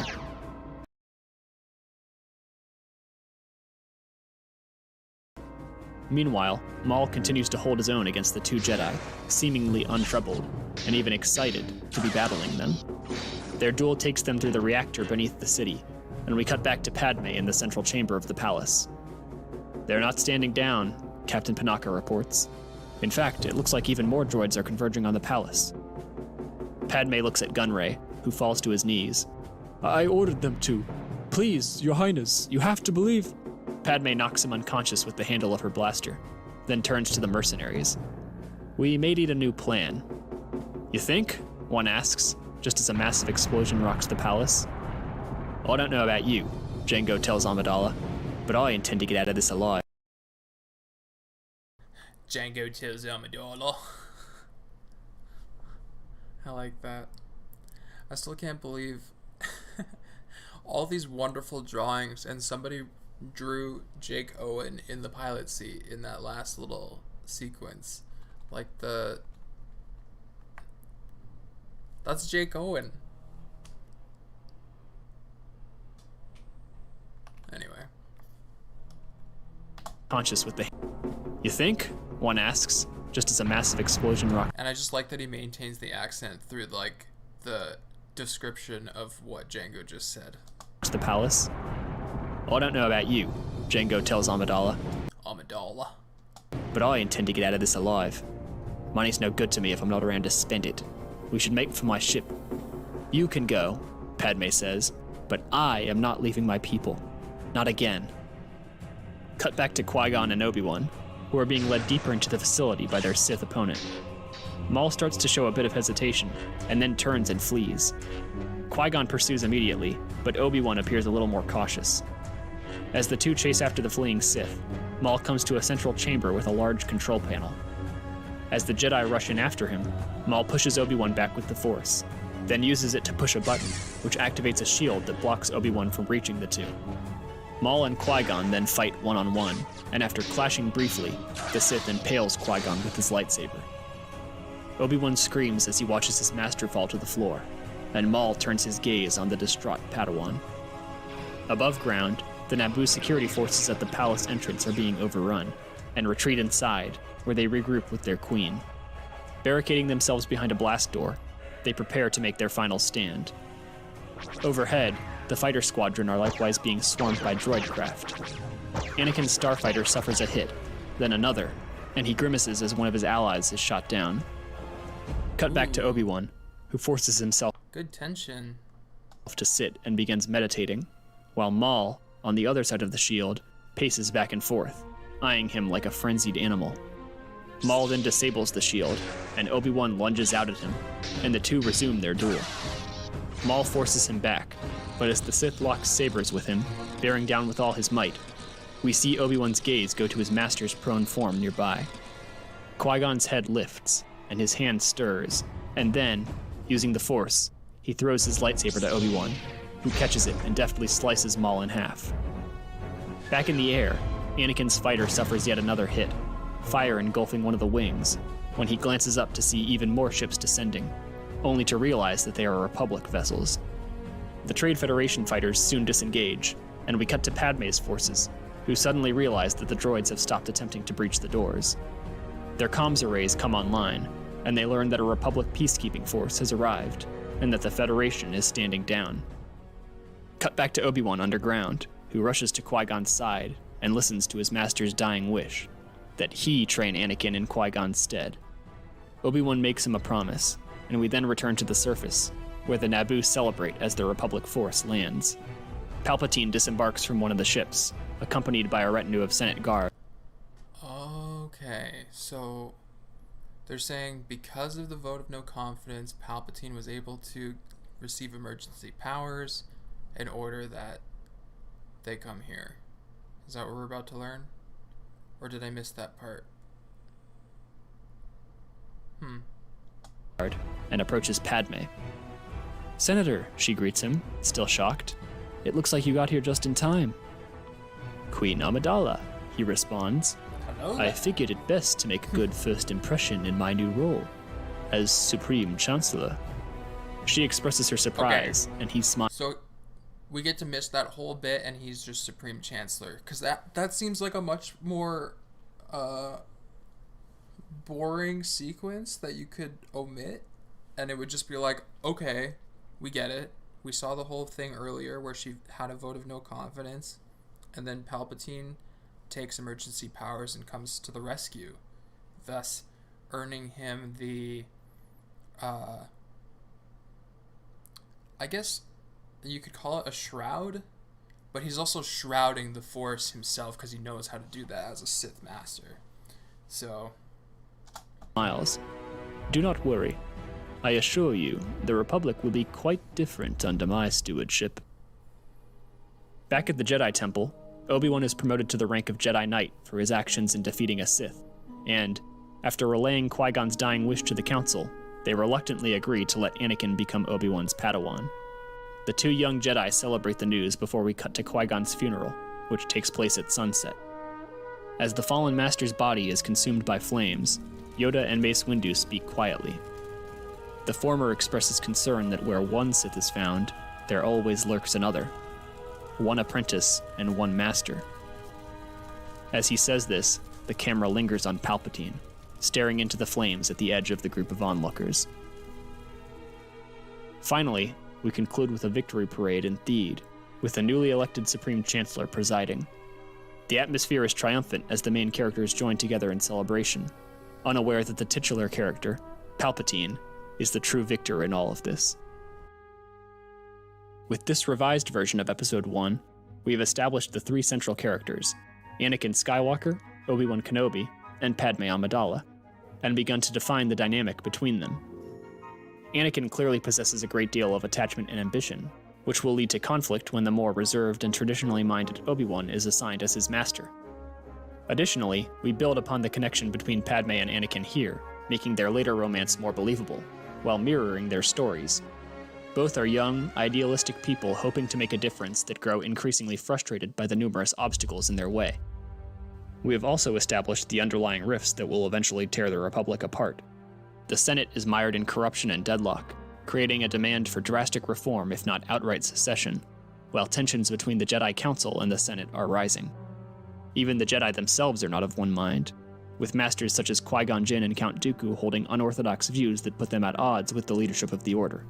Yep. We get a glimpse of how Palpatine is orchestrating much of the chaos, or at least exacerbating it, to serve his own agenda, playing both sides while presenting himself as a savior to the ordinary people of the Republic. With that, let's move on to Episode 2. Soon my plan will be complete.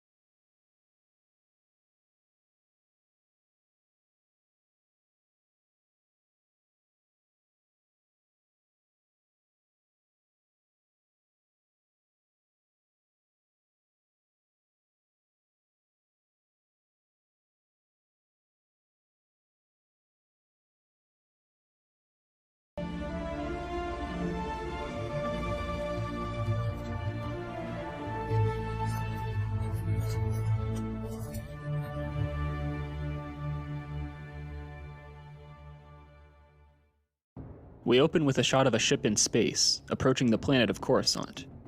On board, Senator Padme Amidala of Naboo speaks with Mon Mothma, one of her allies in the Senate.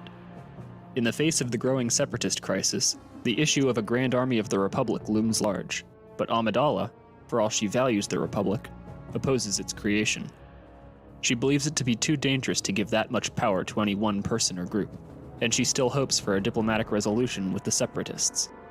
As Mothma comments that Padme should exercise caution, she responds, "Don't worry, I still have a few friends in the capital." Cut to Anakin, who lies asleep in bed. He begins to shift and shudder, and we get brief glimpses of his nightmare. He sees his family's farmstead on Tatooine, then hears shouts and sounds of a struggle, and catches a glimpse of his mother screaming.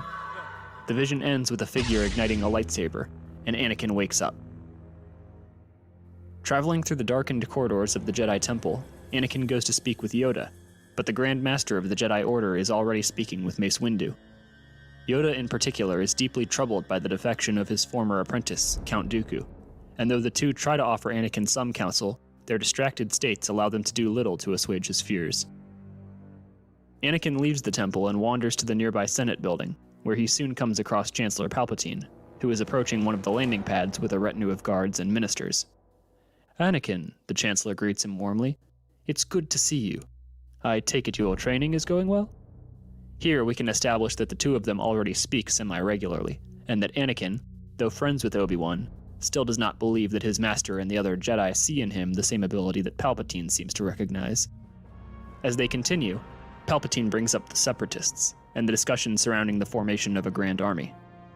"This matter in the Senate, with the clone army, you understand why it is necessary, do you not?"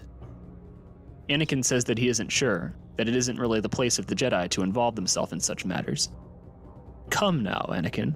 The Jedi are the guardians of the Republic, and that duty entails defending it against all its foes.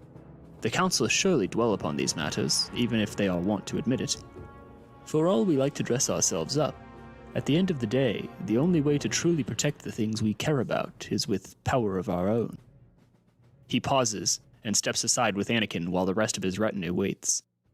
"I take it you've heard of this business with Count Dooku. Quite unprecedented for someone of his position to leave the Order. I wonder what drove him to choose this path.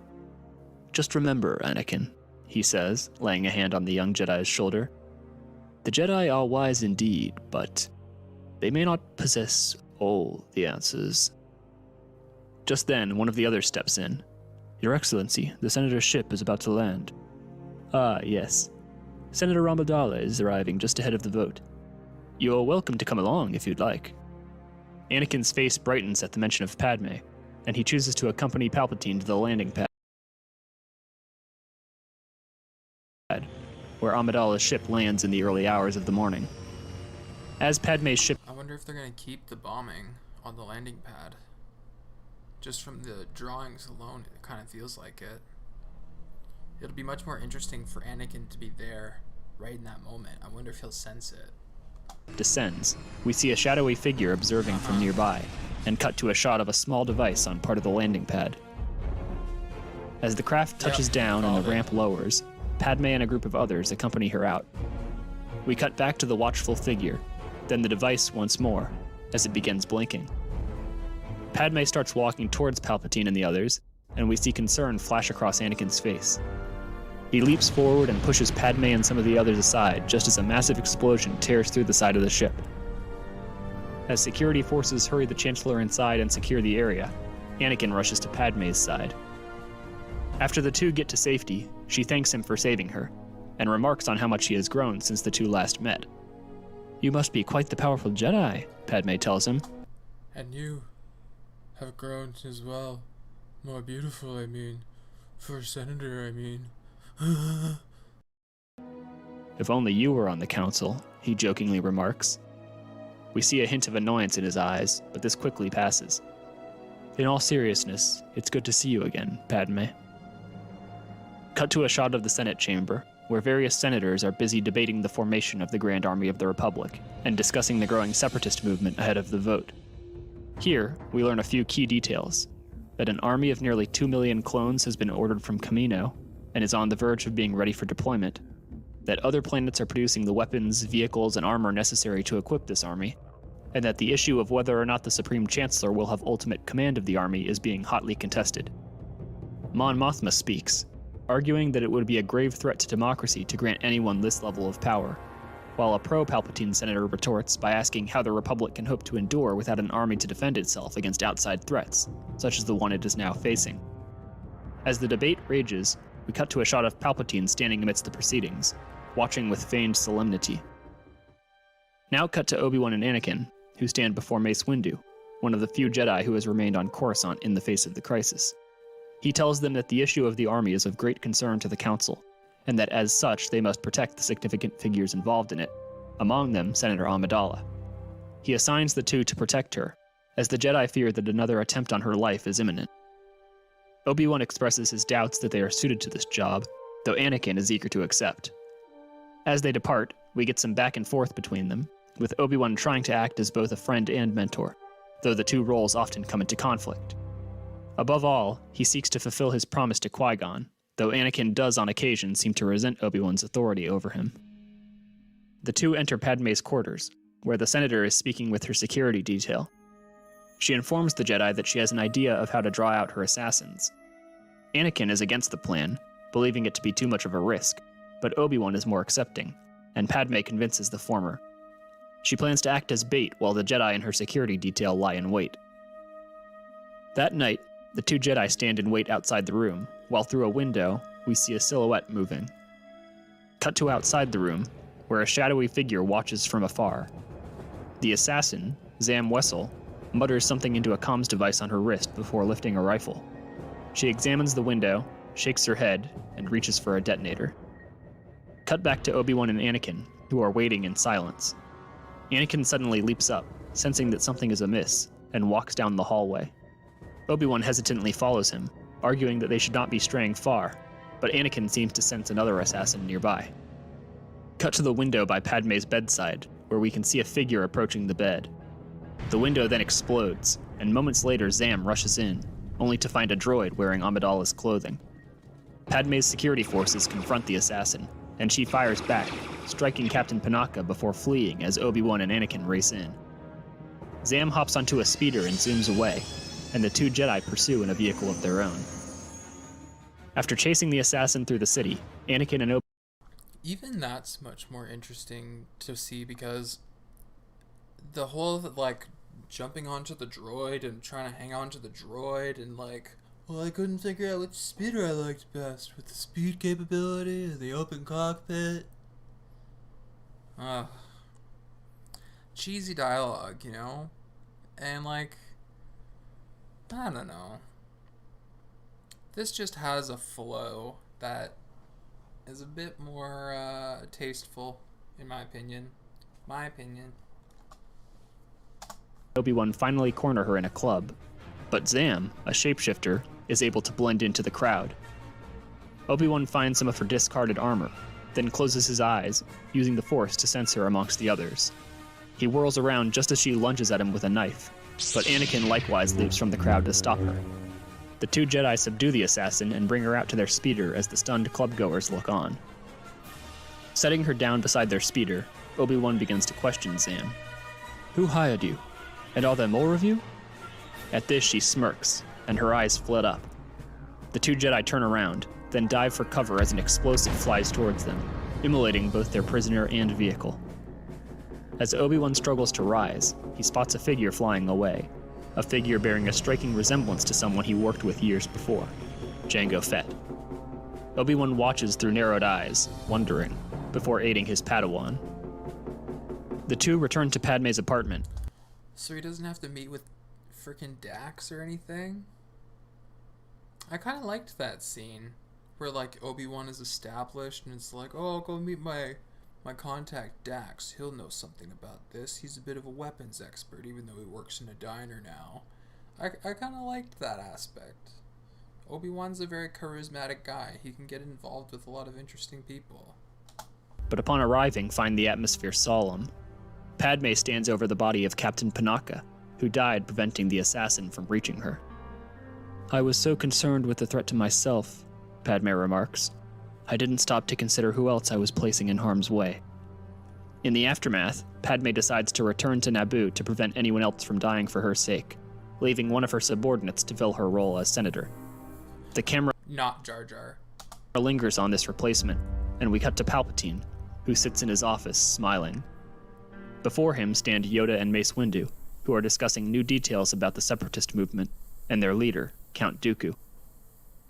"There is the matter of Senator Amidala," Palpatine cuts in. "Though we do not see eye to eye on the matter of the Grand Army, she is an old friend, and we have weathered many storms together. I fear the threat to her life may not end with her decision to return home. and that someone may use her in an attempt to get to me. There is also the possibility that whoever is after her has some connection to the Separatists. If we can capture them, we may learn more of what our foes are planning. In light of all this, I was hoping that your order might assign some of your own to protect her. Sorry, I didn't mean to scare you. Yoda and Windu share a look, and he goes on.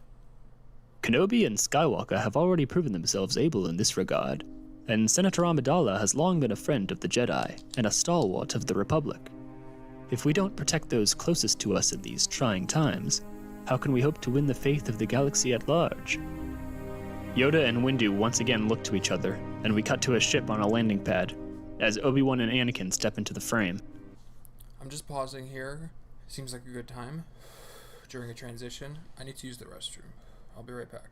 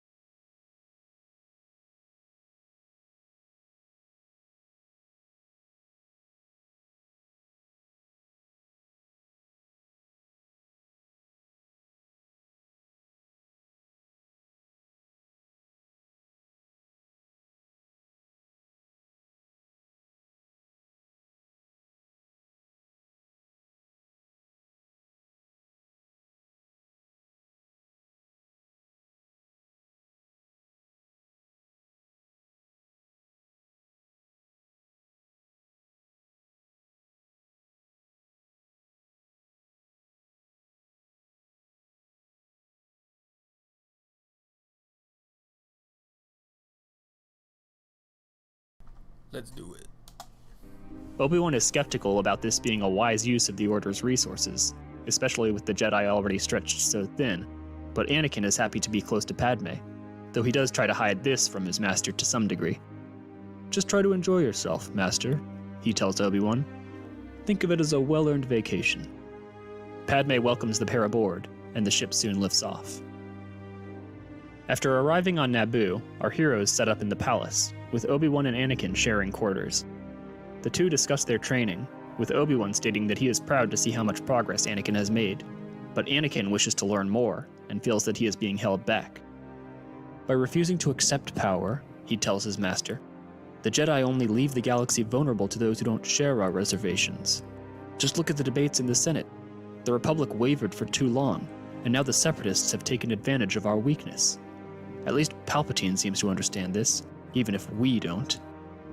Obi-Wan gets a worried look. Power has a tendency to become an end in and of itself, my young Padawan, even in those who originally possessed the noblest of intentions. What about Master Windu? Anakin asks. The Jedi preach detachment and ridding ourselves of emotion, and yet he channels his rage and emotion, uses them to fuel himself, and no one can best him with a lightsaber. He is a master, Anakin, Obi-Wan responds, with decades of experience, and even so, his style is still controversial among many on the Council. In that way, he shared some similarities with my old master. At the mention of Qui-Gon, both of them grow somber. I wish he was still here, Anakin.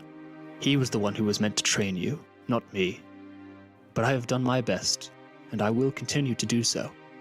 You are still young, but you have a bright future ahead of you. The Council sees it, even if they are reluctant to admit it. Anakin nods, then leaves. Later, he approaches Padme. She asks if he's all right, and he blankly answers that he's fine. When she presses him, He eventually admits that he's frustrated by the Jedi Council's refusal to make him a knight. "They need all the help they can get right now," he says, "and yet still they hold me back."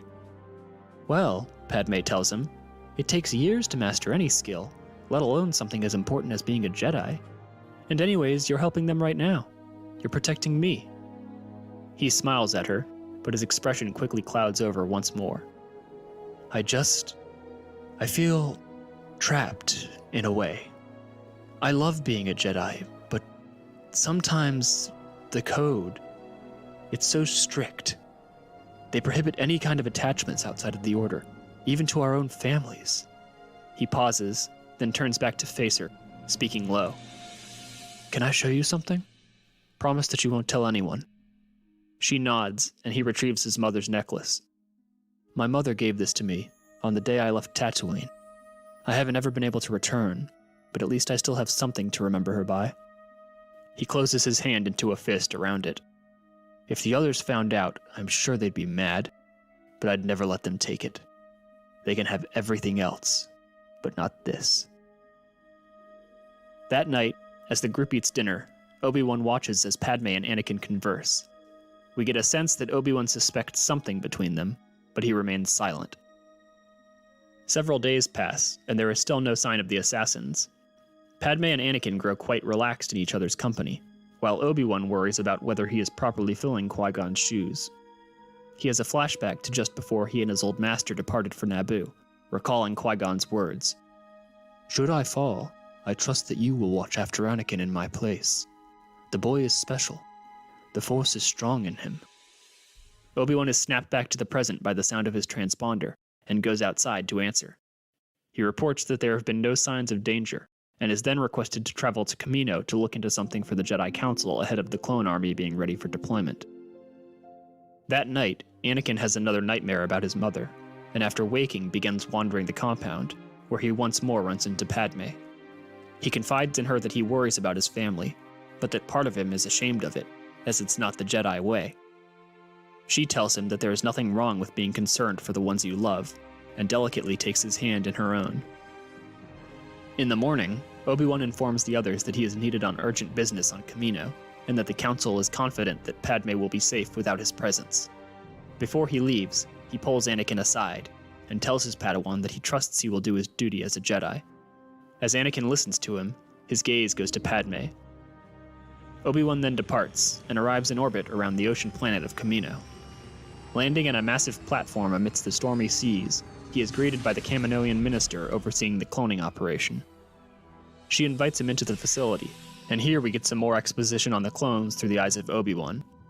The minister informs the Jedi that the clones are engineered to develop twice as fast as normal humans, and are conditioned to be absolutely loyal. When Obi-Wan asks, "To whom?" she simply responds, "To the Republic, of course." She also states that our partners in the program have recently fulfilled their obligations in terms of manufacturing weapons, armor, and equipment. The two then come to an overlook, where thousands of clones are receiving rifles and armor. Obi-Wan remarks that this has all been a massive undertaking, and the minister responds, "Yes, more than a decade in the making. The program was begun under the administration of your previous Chancellor, Valorum. Interestingly enough, it was your current Chancellor, then Senator Palpatine, who oversaw the details of our arrangement." Obi-Wan expresses surprise at this, and the camera focuses on his expression as his eyes narrow. Cut back to Anakin, who is still on Naboo. As he sleeps, he experiences yet another nightmare, this one far more vivid, involving shadowy figures dragging his mother away. Her screams echo in his ears, and he shouts for her as she fades into the black. Rage comes over his face, and he ignites his lightsaber. Waking up in a darkened room, he goes outside, where the planet lays quiet in the pre-dawn hours. As he sits there, staring into the shadows beyond the compound, we hear Palpatine's voice. "The only way to truly protect the things we care about is with power of our own." Later that morning, Padme finds Anakin sitting alone outside, deep in contemplation. Sensing that something is clearly wrong, she coaxes him into admitting that he has been having nightmares. "But they feel more real than just nightmares," he confesses. "I know something has happened, and yet my vows, If your mother is in danger, Padme butts in, you can't just sit around here. You need to go to her. I'm sure the Jedi will understand, but they won't. We're supposed to leave everything else behind when we enter the Order. And besides, I've been assigned to protect you. I can't just leave you here alone. Padme watches him for a moment, an idea forming in her mind. Take me with you. We can go to your family's home together. He starts to protest, but she presses him. Think about it. It's the last place the people who are after me would expect me to go. Anakin looks away, then back at her. I don't care what the Jedi teach, she tells him. If we can't protect the people we love, all the vows in the galaxy are worthless. She lays a hand on his shoulder. If we go, Anakin responds, his voice hesitant, you can't tell Obi-Wan, or anyone else. I promise, Padme tells him. This will stay between us. Back on Kamino, Obi-Wan continues walking with the minister, seeing more of.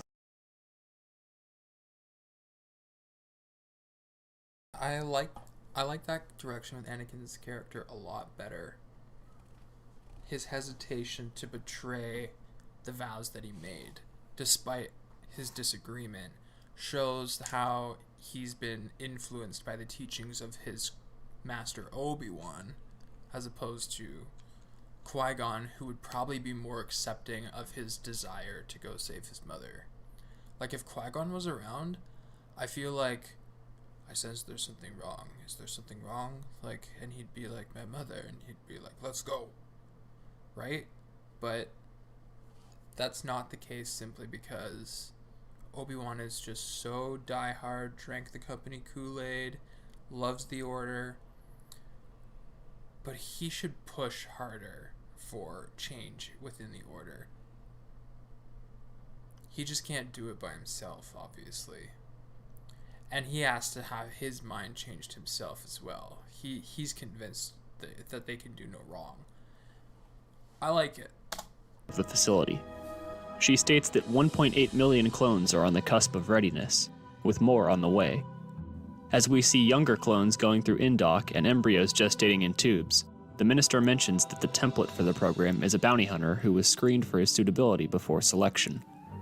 An excellent choice, if I do say so myself, though his method of payment was rather unusual, at least for what would be expected of one in his line of work. A single clone, unaltered. He is here now, if you would like to meet him. Obi-Wan responds that he would, and the two continue on. Cut to Tatooine, where Padme's ship descends outside the Lars family homestead. Anakin and Padme enter, where they are greeted by a somber Owen and Beru. The two explain that Anakin's mother was recently captured by a group of Tusken raiders while traveling back from the nearest town. They took her just before she got back, within sight of the homestead, Owen says. I tried to go after him, but there were too many. Anakin, distraught, asks if they've tried to find her or get help. But Owen says, no one is willing to help. No one cares. Anakin lifts his lightsaber, flexes his fingers around it, and then looks back up, his expression dark, his eyes alight with rage. Without a word, he heads for the door. Cut back to Kamino, where the minister brings Obi-Wan to a smaller room and knocks at the door.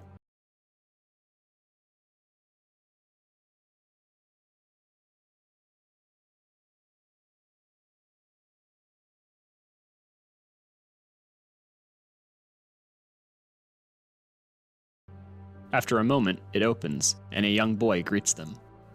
Hello, Boba, she says. Is your father here? No, he replies, but he should be back soon.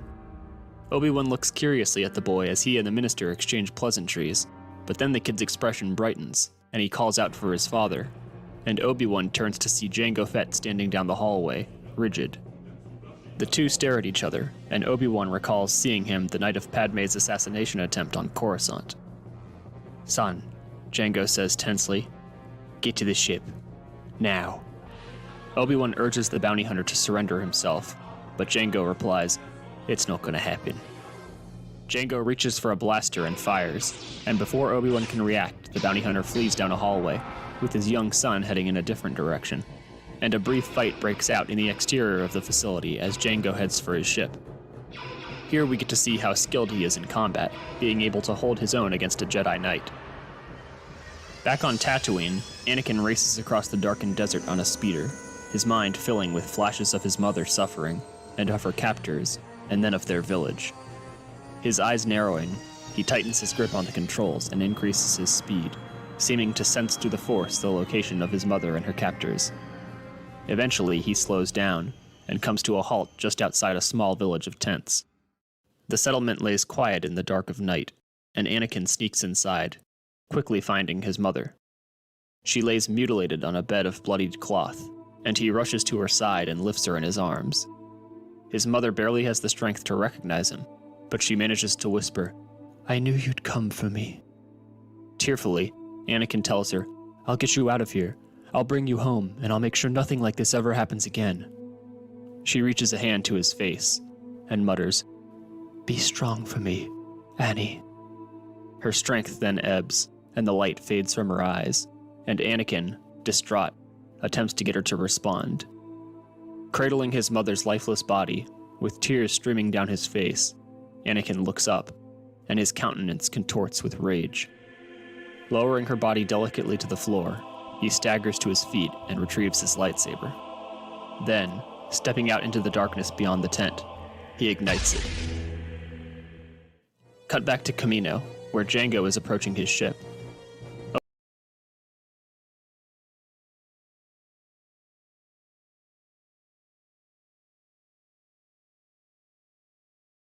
Obi-Wan nearly throws him from the platform with the Force, but Boba, who has already made it to the Slave One, fires at the Jedi with a turret and gives his father a chance to use his jetpack to save himself.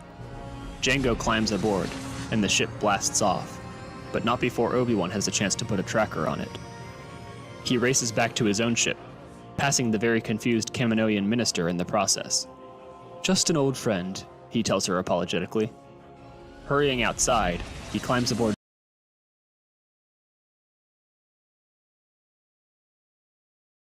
his own starfighter and gives pursuit, managing to trail Fett to the Geonosis system. Here, he lands outside a massive facility and activates a distress beacon before sneaking inside. Maneuvering through what he soon discovers is a sprawling droid factory, Obi-Wan enters the ventilation system and comes to a point above a large conference room where a number of the Separatist movement's leaders are gathered. He recognizes one amongst them in an instant, Count Dooku. "Hundreds more systems have pledged to join us," Dooku tells the gathering. "Faith in the decrepit bureaucracy of the Republic is crumbling. We stand upon the cusp of a new era of prosperity for the galaxy." Various organizations pledge their support to Dooku's cause, and Obi-Wan, alarmed by what he has overheard, sneaks away, only to be quickly stunned by a group of elite droids and captured. Cut back to Tatooine, where a morose, silent Anakin returns to the Lars homestead, exchanging glances with his aunt and uncle before secluding himself away. Eventually, Padme approaches him, and he reveals to her that he was too late to save his mother.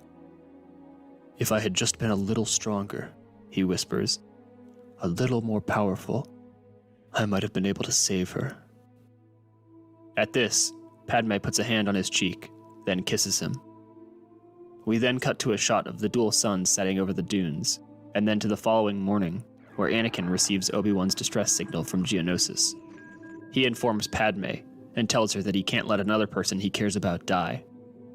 "I may have been too late to save my mother, but it's not too late to save him." Padme agrees, and the two bid farewell to Anakin's family. As they go, Owen Lars mentions that he couldn't help but overhear that they were heading into danger.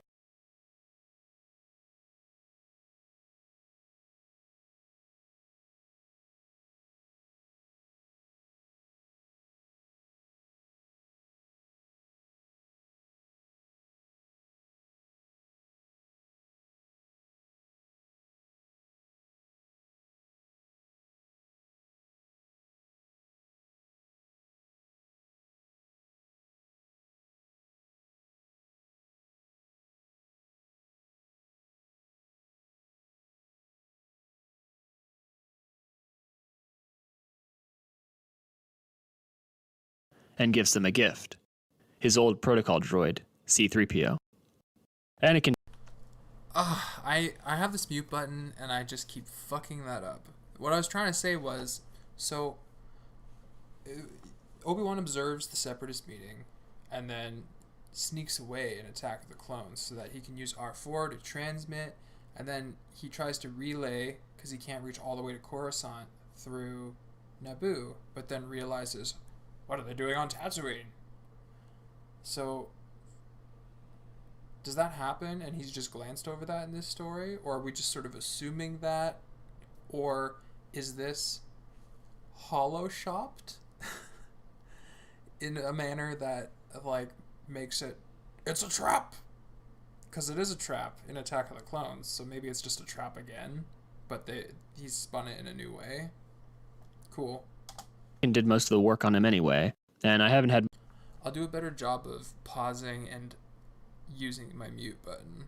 I'm going to be more conscious because I've done it too many times now. It's fucking pissing me off. much use for him lately, he tells the two. Who knows? Maybe he'll come in handy. Cut back to Geonosis, where Obi-Wan wakes up, suspended in a force field. He struggles briefly against his restraints, then tenses as the door opens, and watches as Count Dooku strides into the room confidently. Obi-Wan watches the enigmatic former Jedi for a moment before the latter finally breaks the silence.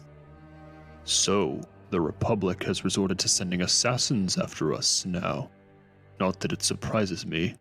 Little does these days. I have no words for you, traitor, Obi-Wan tells him.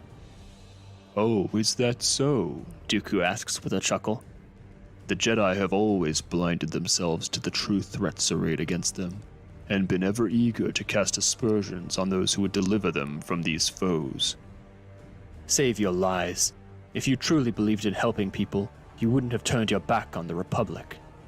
The Republic? You only reveal how little you know. Dooku faces away. I suppose I might as well enlighten you. He turns back. Would it surprise you, Kenobi, to learn that as we speak, a Sith Lord currently has influence over hundreds of members of the Senate? Obi-Wan's shock quickly gives way to mistrust. That cannot be true. That's impossible. The Jedi would have sensed their influence. Dooku smirks. Perhaps in a prior age, when the Jedi had not allowed their vision to become so clouded. That is why I have chosen this path. I aim to form a fairer system of government, one that can respond to the needs of the people of the galaxy. All tyrants cloak their aspirations in altruism, Obi-Wan shoots back. As all fools dismiss contrary viewpoints as madness. Dooku pauses, then steps closer. You know, your old master, Qui-Gon, he saw things differently. A true Jedi, a remnant of a greater era. He would have listened to what I have to say. Enough, Obi-Wan shouts. Either kill me or release me, but know this, I will never join you. A shame, Dooku remarks. You have great potential, but like the rest, you squander it. He departs, and Obi-Wan glares at his retreating figure. From here, we follow Count Dooku outside. He enters a command room, where a subordinate informs him that they have detected another ship entering the atmosphere. A Republic vessel? It appears to be unmarked, my lord, and it's just the one. Jam their communications, Dooku instructs. We don't want word escaping just yet, but don't shoot them down unless they try to flee. He turns and sees Jango Fett approaching, clad in armor. Let's give our new guests a warm welcome, shall we? At this, Jango smirks and dons his helmet. Cut to Padme's ship, which lands next to Obi-Wan's. Anakin and Padme exit and explore their immediate surroundings, but Obi-Wan is nowhere to be found. Instructing C-3PO and R2-D2 to wait on the ship, the pair covertly enter the facility. They are soon detected, and a brief fight breaks out between them and several droids, until Jango Fett manages to get the drop on Padme and convinces Anakin to hand over his lightsaber. Padme recognizes Fett from years before and asks if he has any qualms with handing over an old comrade. He smiles apologetically at her. Like I told you back then, I don't much care what the job is, so long as I get paid. Anakin and Padme are brought to the same room that Obi-Wan is being held in, and the latter expresses surprise at their arrival, and then anger. "What are you doing here?" he asks Anakin. "Rescuing you." "Well, you've done a great job of that, haven't you? You were supposed to be guarding her. Is this your idea of a secure location?" "We got your distress signal," Anakin says. "Was I just supposed to ignore it? Perhaps you could have informed the Order, like a loyal Padawan is supposed to do. You aren't the only Jedi in the galaxy, you know." "Well, if you—" "Stop it," Padme cuts in. "It was my choice to come here as much as his. You shouldn't be so hard on him. He was only trying to help." Just then, Dooku enters the room. "I am sorry to cut short this touching reunion, but it appears my compatriots are ready for the proceedings to begin." "What proceedings?" Padme asks. "Your trial," Dooku states. "Assassins dispatched by the Senate, aiming to do away with the leadership of the Separatist movement. And on a day of celebration such as this. Truly dastardly, I must say. But today the galaxy shall learn the truth, and our movement will formally break with the crumbling ruin you name the Republic, and the Confederacy of Independent Systems shall rise from its ashes." "Assassins?" Anakin asks. "That's absurd." "I am a sitting member of the Senate," Padme shouts. "Not anymore, though. Or am I mistaken? Have you not appointed someone else in your stead?" Dooku smirks. "But regardless, I am not here to debate with you. Bring them." At this, a group of Geonosians enter, lowering the three from the stasis field and leading them off. Cut back to the ship, where We're gonna take a quick pause here because I know the roomies are gonna be home soon, and these other furry roomies are gonna fucking lose their shit, aren't you boys? So I'm assuming we should go downstairs and maybe try going for a potty. So we're gonna give that a shot, and then we will return. This is long, but it's really good.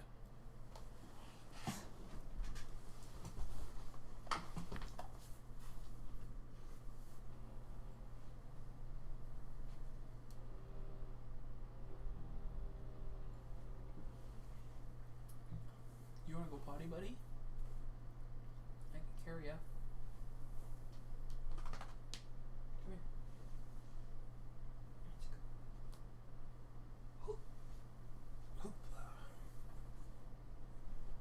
Take my glass. Oh, yeah.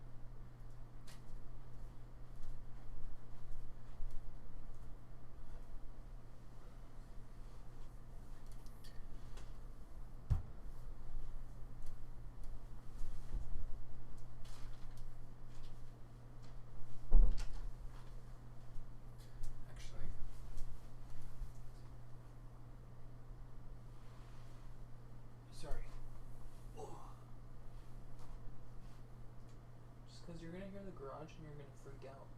So I don't want you to fall and hurt yourself, okay? And then when they're home, I'm gonna pick you up. Okay?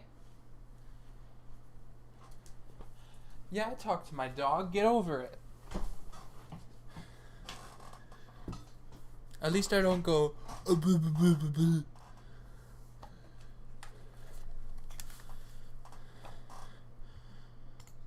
C-3PO and R2-D2 are waiting for Anakin and Padme to return.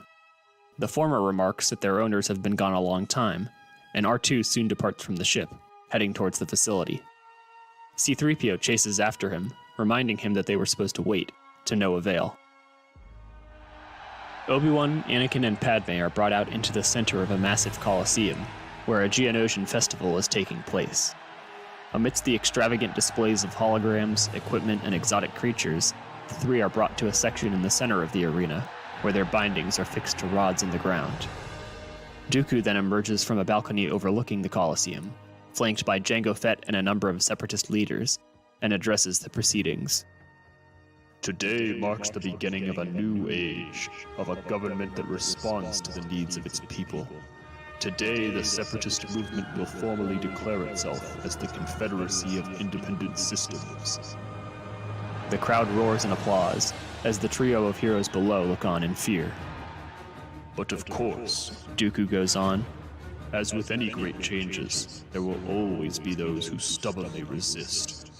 Before you stand 3 assassins dispatched by the Republic, entrusted with the sinister mission of silencing your leaders.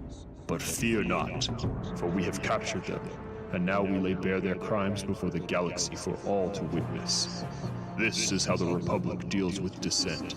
This is how the Senate acts against those who dare challenge its monopoly over the lives of the people of the galaxy. But no more. The crowd roars again, and Obi-Wan and Anakin share a look. Back in the facility, the two droids sneak through an area where countless super battle droids are being assembled, and then come to a room filled with exotic creatures in cages, guarded by a few Geonosians. R2 beeps quietly, then moves forward. C-3PO glances around nervously, and mutters, "I've got a bad feeling about this." Back in the Colosseum, the center is gradually cleared of all the other attendants, until only the trio of heroes and a number of Geonosian and battle droid guards remain. Dooku smiles, but then we hear a deep rumbling, and he and the other Separatist leaders on the balcony glance around in confusion, only for several giant creatures to burst into the center of the Colosseum. They slaughter the Geonosians and droids around the Jedi and Padme, and the three heroes scramble to escape their bindings, dodging the creatures' strikes. As the two Jedi fight the beasts, Anakin and Obi-Wan reconcile, and are able to work together to bring down one of the creatures. Padme, meanwhile, grabs a droid blaster and defends herself, while Dooku, looking on in anger, dispatches more droids into the Colosseum. The creatures are soon defeated, leaving Obi-Wan, Anakin, and Padme surrounded by droids. Just as it seems hopeless, however, a number of lightsabers ignite amongst the crowd of onlookers, and the Geonosian attendees flee into the skies. The newly arrived Jedi join the fight, and the Separatist leaders begin to panic. As a battle rages in the Colosseum, the leader of the Jedi ground forces, Mace Windu, attempts to rally his warriors. Up on the balcony, Jango Fett kills a young Jedi Knight who comes after Dooku, then jumps into the fray. Mace and Jango soon come face to face, and Windu quickly decapitates the bounty hunter. The fight drags on, with more and more droids flooding into the area. As the embattled Jedi are on the verge of being overrun, Anakin glances up to see a number of ships descending from above, only to recognize them as Republic gunships, loaded with clone troopers. The army encircles the Jedi and aids them in evacuating, as further above, more Republic cruisers can be seen exiting hyperspace. As Obi-Wan, Anakin, and Padme board a gunship, they speak with Palpatine via hologram, who remarks that it looks like once again his forces have arrived just in time. As it turns out, the Senate has approved his control over the army, and granted him emergency powers to quell the fledgling Separatist movement. Padme gives Anakin a worried glance, but he looks relieved. The clone army begins assaulting the droid factories on the surface, from which hordes of battle droids are emerging. Mace Windu takes command of the ground forces, while Obi-Wan and Anakin, after convincing Padme to remain behind, take off after the fleeing Dooku, hoping to cut the head off the Confederacy before it truly has a chance to form. Chasing Dooku into a structure, the two Jedi confront him, and he finally retrieves a lightsaber of his own and ignites it. A red lightsaber. Obi-Wan advises caution, but Anakin rushes in, and the two battle Dooku briefly, though he clearly has the upper hand. He flings Obi-Wan away using the Force, and Anakin strikes at him, only for Dooku to sever Anakin's hand. He then begins to overwhelm Obi-Wan, but when the embattled Jedi is on the verge of defeat, Dooku's attention shifts, and we see Mace Windu enter. The two lock sabers in a flurry of light as Obi-Wan rushes to Anakin's side and helps his Padawan up. And here, Anakin gets to see firsthand what a lightsaber duel fueled by rage looks like. Mace Windu slashes at Dooku with fury, and Anakin watches in fascination. We even see a flicker of envy in his eyes. Dooku then slashes at the machinery around him, causing a chain reaction and sending a massive debris hurtling towards the two.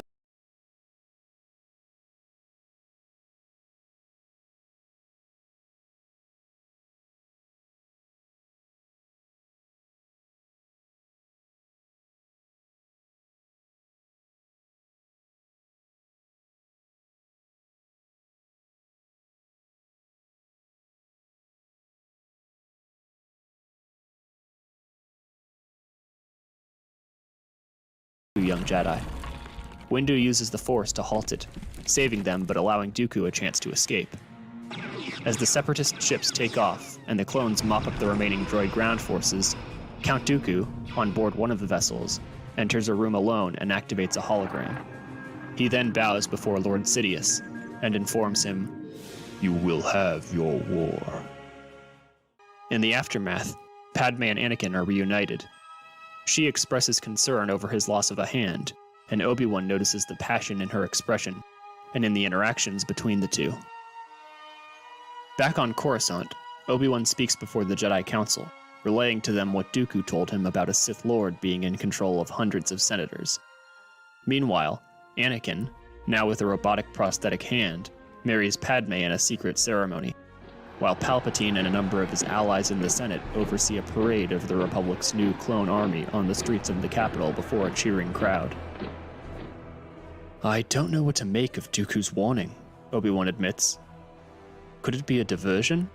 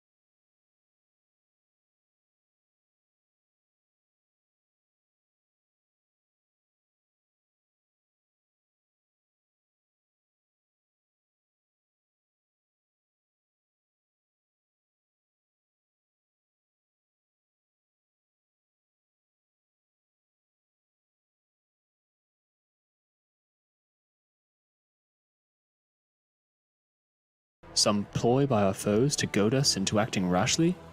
Or could there be truth to his words? Some dark influence is clearly at play amongst us, Windu says. I have sensed it, though the Force remains clouded. I fear that whatever his reasons, Dooku's warning was no lie. Yoda agrees, and they wonder as to the nature of who this Sith Lord might be. Could he be connected to Palpatine? Asks Shaak Ti. I don't sense anything from him, Windu says, but he could certainly be involved. Perhaps he is merely an unwitting puppet in some greater game. As he says this, we cut back to Anakin, who embraces Padme. Regardless of who is involved, Windu continues, we must root out this evil before it has a chance to spread. We must act delicately, Ki-Adi-Mundi comments. Our relations with the Senate are already strained as it is. Then we are in agreement, Yoda states. Obi-Wan looks on with a worried expression, and the camera cuts back to Chancellor Palpatine, standing before cheering throngs of citizens, as thousands of clone troopers march by. Palpatine smirks, and we cut to a shot of Anakin and Padme looking out over the city together. Anakin's prosthetic hand clutches the necklace his mother gave him, and the camera rests here for a moment before the credits roll. With our revisions to Episode 2, we accomplish several key points. Introducing the concept of Anakin questioning many aspects of the Jedi Code in his quest for power, which he justifies as being necessary to protect the people he cares about. Highlighting the differences in attitude between him and his master Obi-Wan, even as the two remain close friends. Moving the relationship between Anakin and Padme from friendship into full-blown romance, giving the former an even more powerful motivating factor to continue to stray from the path of the Jedi. Demonstrating how, under duress, Anakin will take drastic actions that put him at odds with the Order, and developing the connection between Anakin and Palpatine, who begins to fill the role of a father figure in the former's life. Additionally, we explore both how the Separatists have amassed so much support and how Chancellor Palpatine has used the crisis to his own advantage. And with all of that, it's time to move on to the final installment of our revised trilogy. I really enjoyed the way that was all fleshed out. I think he left more or less most of the original movie and characters intact, but just reordered the events and wrote a more logical flow that excluded unnecessary characters like Jar Jar and well done. Next one.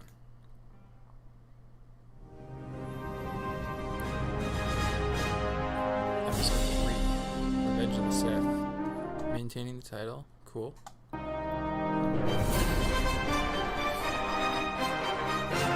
War has engulfed the galaxy. The Republic reels under the weight of a new Separatist offensive. In a stunning move, the fiendish droid leader, General Grievous, has struck at the heart of the Republic in an attempt to capture Supreme Chancellor Palpatine. As the battle over the besieged capital rages, two valiant Jedi Knights desperately hurry to the rescue.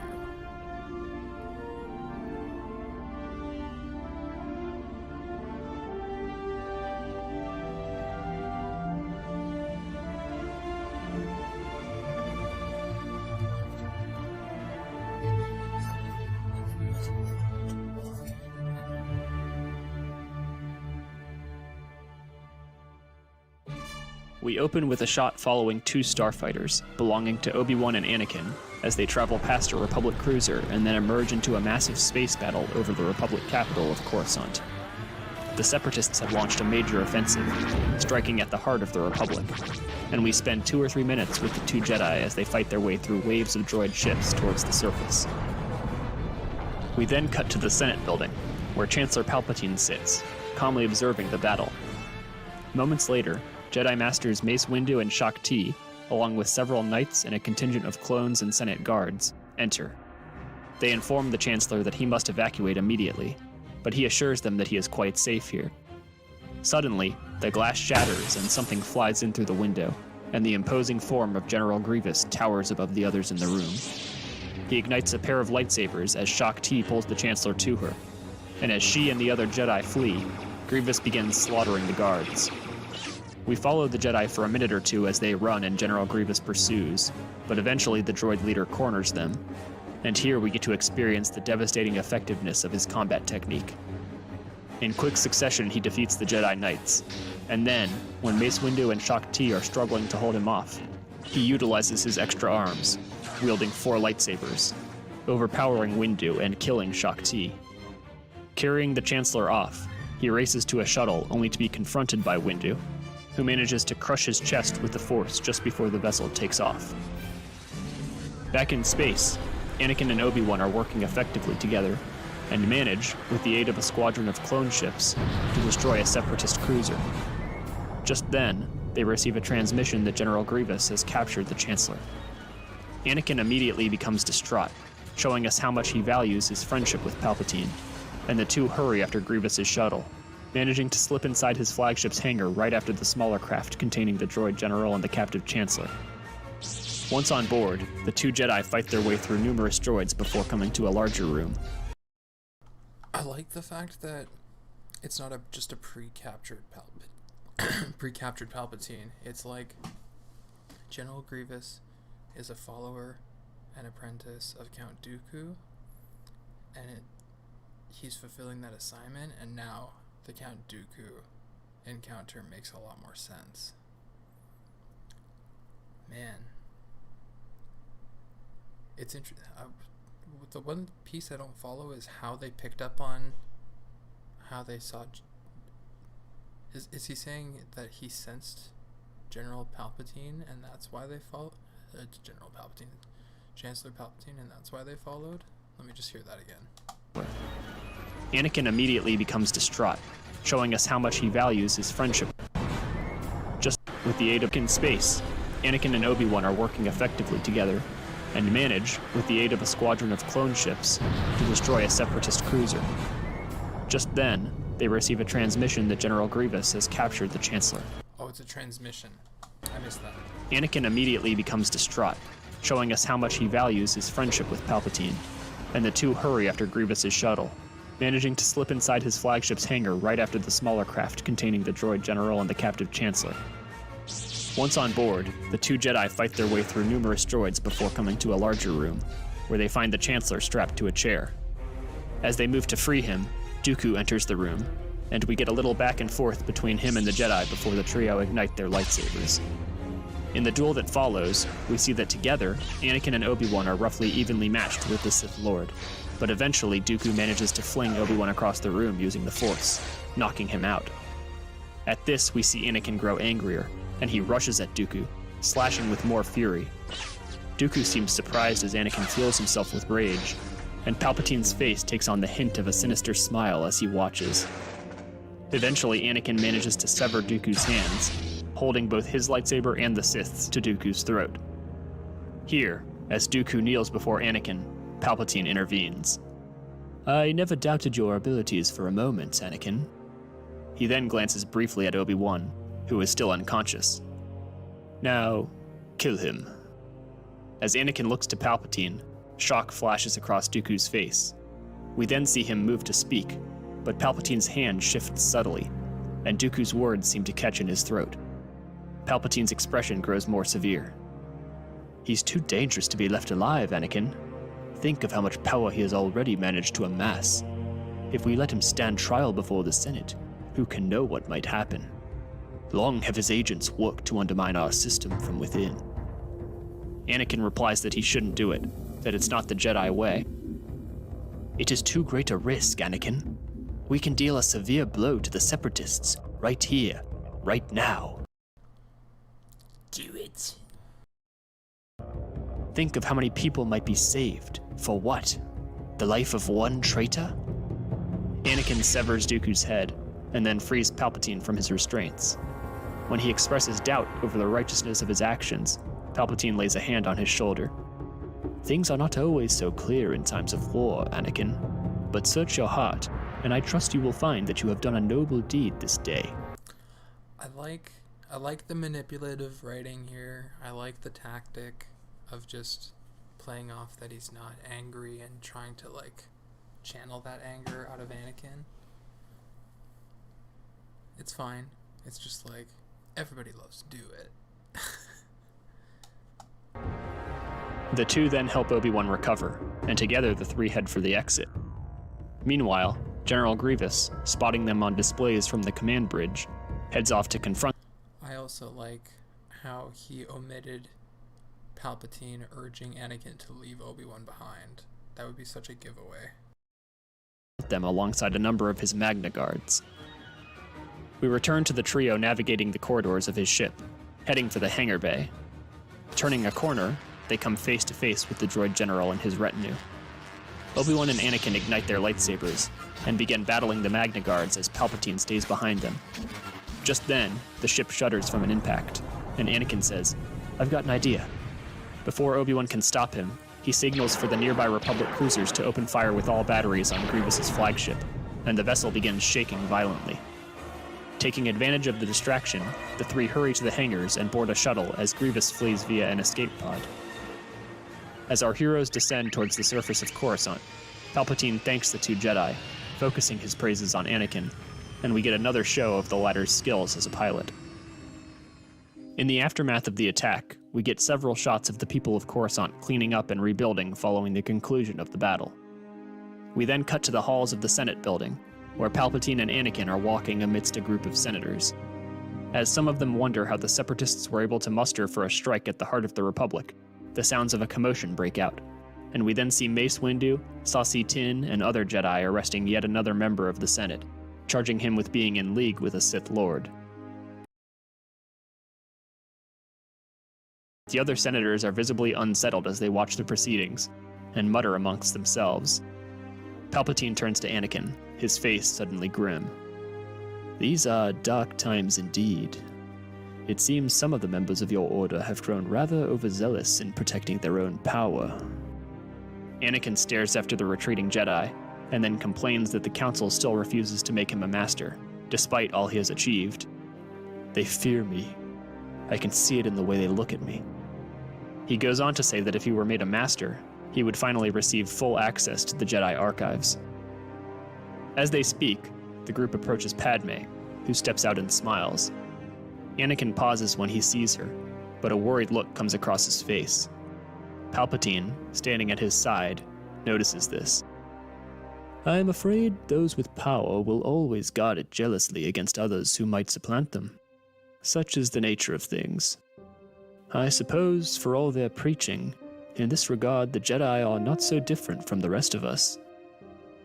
Padme then approaches the two, and warmly welcomes Anakin back to the capital. Palpatine excuses himself, leaving the pair to wander away from the crowd, where they embrace. Padme then reveals that she is pregnant, and Anakin is overjoyed, but then a shadow passes over his expression. "What?" Padme asks. Anakin's look grows distant. "They won't have to know," she says. "We can find somewhere quiet and distant, somewhere no one will know us." At this, Anakin forces a smile, then glances back to the crowd nearby. "We shouldn't have to hide like this, treating our love like it's some unnatural thing to be shunned. Anakin, the Jedi Code is very clear. If they discovered, they won't," he says. "It's just frustrating, is all." Cut to a meeting of the Jedi Council, where Palpatine stands before them alongside Anakin. He remarks on how the relationship between the Council and the Senate has been deteriorating, in part due to their handling of the hunt for the supposed Sith Lord and anyone connected to him. Yoda and Windu respond that their actions have been taken for the good of the Republic, and while Palpatine agrees, he states that it is getting harder and harder to assure the members of the Senate that the Jedi are on their side. "I can try to allay their fears," the Chancellor says, "but I would like to make a small request. That if you will not make him a master, you will at least grant young Skywalker a seat on the Council." Both the Council members and Anakin look surprised at this. "I owe him my life," Palpatine explains, "and he has more than proved his worth over the course of this war. He bested Count Dooku, and in doing so brought this war ever closer to the conclusion we all hope to see." Yoda and Windu share a suspicious glance, then look to the other masters seated around them. With no overt objections, Yoda agrees to their request. This is way more compelling with Palpatine being in front of the council in person, showing how powerful he is with the dark side to shroud himself in front of even the most attuned in the Force. That's a fucking G move. Palpatine then departs, and Obi-Wan gives Anakin an encouraging look, though he sees distrust and skepticism in the eyes of the others around him. I fear the Chancellor is involved in all of this, Mace Windu says once the doors have closed. Several of the others nod and share his sentiments. Anakin once more looks surprised. You can't mean that, can you? He asks.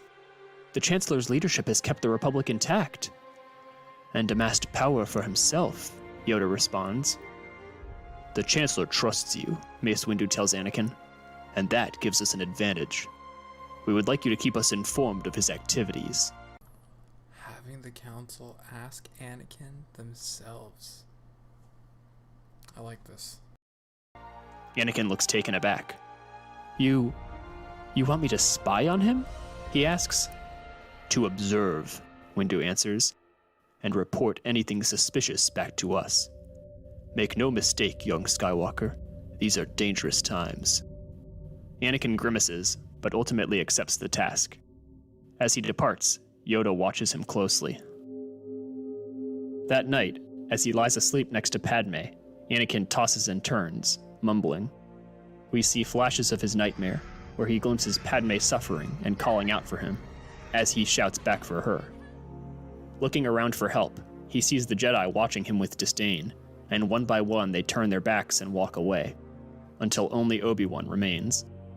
Then he too abandons Anakin, ignoring his pupil's desperate cries. Wow. Man, this guy might actually make me cry. And distraught, Anakin collapses back to the ground. Here, he senses someone standing over him, and looks up to see himself, gripping a red lightsaber. The other him offers his hand. I like the parallel where Luke is confronted by a dark side of himself on Dagobah. And Anakin stares at it, then wakes up with a start. Padme, awoken by his cries, asks what's wrong. His breathing slows, and he takes a long, careful look. Did I say Anakin? I meant Luke. Look at her, the echoes of his nightmare still faintly audible. Anakin tells her that it was just a dream, and lies back down, but as he does so, his eyes remain open, and the camera focuses on his worried expression. The next day, Obi-Wan stands before the Council, who are discussing their plans to end the war. They hope that with the defeat of General Grievous, the Separatists' will to fight will crumble, and assign the task to Kenobi. Afterwards, they hope that Palpatine will acknowledge the situation and give up his emergency powers. And if he refuses, they intend to arrest him, knowing full well the unrest it might cause in the Senate. Yoda asks Obi-Wan if they can trust Anakin to serve as an informant, and Obi-Wan assures them that they can. Anakin may be rash and overconfident, but he has a good heart, and he is no stranger to adversity. He will do the right thing, I assure you. We now jump to the remote planet of Utapau, where the remaining Separatist leaders have gathered in secret to attempt to formulate plans for continuing the war. General Grievous arrives, and informs the Separatist Council that with the death of Count Dooku, he is now taking it upon himself to direct their war effort. He states that they will be relocated to the remote system of Mustafar for their own safety. Some of the Separatist leaders attempt to challenge his abrupt seizure of power, but Grievous not so subtly threatens them if they refuse to comply. We see some nervous glances pass amongst the members of the Inner Circle, but none of them dare to speak out further. Back on Coruscant, the Jedi Council receive word from the Supreme Chancellor that Republic intelligence has uncovered evidence of Grievous's presence on Utapau. While the Jedi aim to kill Grievous, they hope to capture the Separatist leadership alive in order to uncover the identity of the Sith Lord working from within the Republic. Obi-Wan Kenobi is tasked with scouting out Utapau, while other masters are dispatched to take advantage of the Separatist disarray with Dooku's death. Yoda, a longtime friend of the Wookiees, decides to venture to Kashyyyk, where the CIS has launched a new offensive, while Mace Windu remains behind to act in his stead in the capital.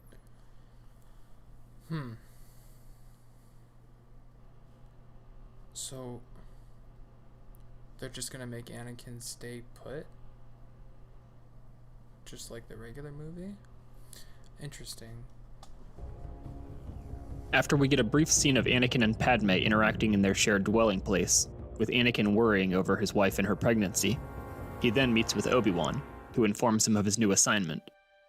Anakin complains that the Council clearly doesn't think much of himself if they just plan to keep him here instead of sending him with his master. Exactly. That was my point, is like, why not send him with Obi-Wan to help him out? But Obi-Wan disagrees. The Council knows your value, Anakin, and I'm sure they will make you a master soon.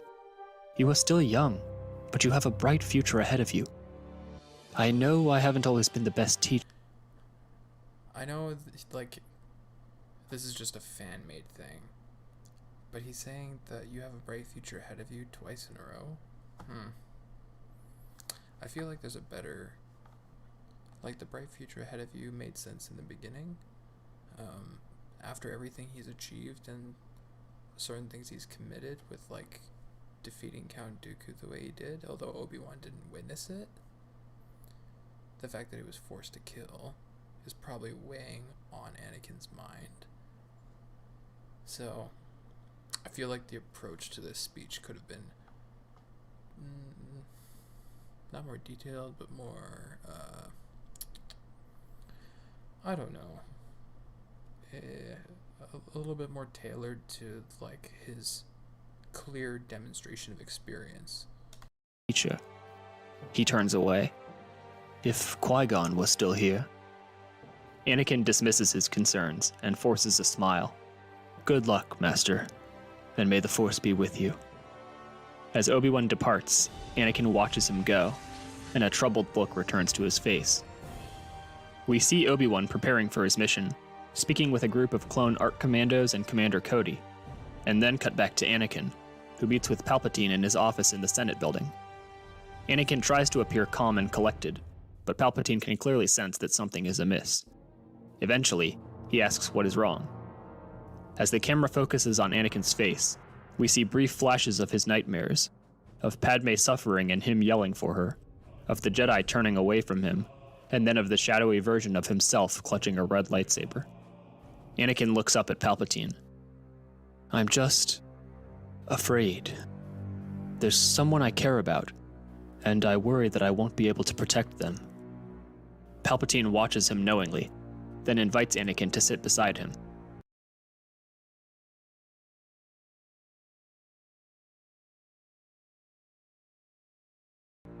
Have you expressed these fears to the Council? The Chancellor asks. Have you ever heard of the tale of Darth Plagueis the Wise? No. They wouldn't understand. Yeah, most people wouldn't. Jedi, we aren't supposed to have such attachments. They teach that attachment leads to fear, and that fear is the path to the dark side.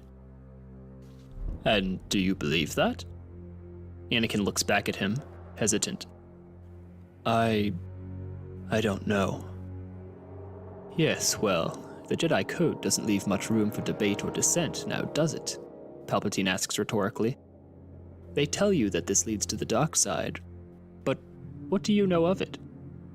Anakin's face grows more serious, and he studies Palpatine's expression for a moment. The dark side of the Force? In all honesty, I don't know very much. They teach us that the Sith use it, that they give into it, draw their power from it. That much is true, Palpatine replies, but it does not belong to the Sith alone. Such labels only exist because the Jedi, or others like them, have created them. Even Master Windu of your order utilizes emotion in combat, in a way many might consider far from the light. Have you ever witnessed it? Anakin nods. Truly spectacular, I must say. Palpatine then explains that he himself was quite fascinated with the Force in his youth, growing up on Naboo. I dreamt of changing the galaxy, and sought the means to do so wherever they might be found. For in order to help... Not according to the book. people, we must probe the depths of knowledge, and uncover secrets regardless of where they lie buried. I see no reason that a skilled and capable Jedi such as yourself should not be permitted to study such fields, especially when they might unlock powers currently only dreamt of. The Jedi preach control, Anakin tells him, that by surrendering attachment and ridding ourselves of emotion, we avoid becoming corrupted by the world, in the way the Sith do. But you have your doubts, Palpatine half asks, half observes. I just don't understand why we can't embrace what we are instead of hiding and suppressing it. Palpatine nods. The Jedi hinder themselves with their rigidity.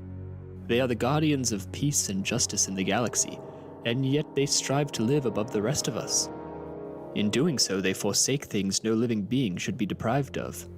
Attachment and passion, anger, grief, even love. He looks more closely at Anakin. These things are a part of us, of all of us. To deny that is, well, a fruitless endeavor. In the end, it only leads to more suffering. And there is enough of that in the galaxy as it is. Wouldn't you agree, Anakin? Anakin remains silent for several seconds, thinking on Charisma roll. Nat 20.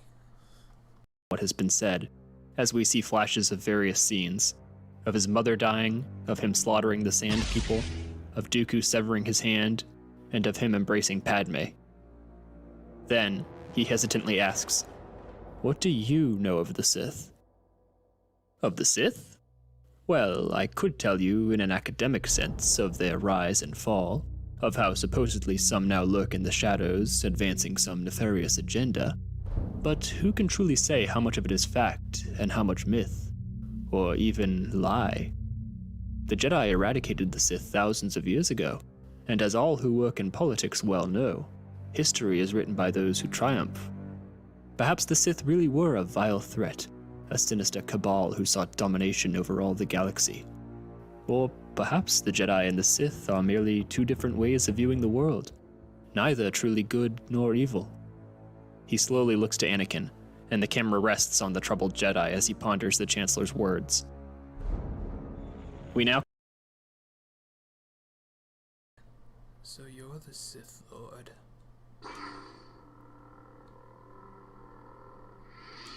Sorry, I couldn't help myself. cut to Utapau, where Obi-Wan's ship descends to the planet's surface. From hidden vantage points, a number of droids watch as he lands, where he is greeted by a local. The official covertly warns him off, and Obi-Wan feigns nonchalance, departing amicably. Hello there. Heading back up into the sky, he sends a transmission to the Republic fleet waiting nearby, then circles back around to land at a different site on the planet. Meanwhile, Grievous passes through a control room and slams the door, then comes to stand before a hologram of Lord Sidious. He asks his master what their next move should be, stating that the Republic could discover them here at any moment, but Sidious informs him to remain present for the time being. Grievous angrily ends the connection, then storms out of the room. Cut to Kashyyyk, where Yoda arrives ahead of a Separatist assault on the planet. He oversees the Wookiees preparing their defenses, as Commander Gree, leader of the clone forces on the planet, stands watchful nearby.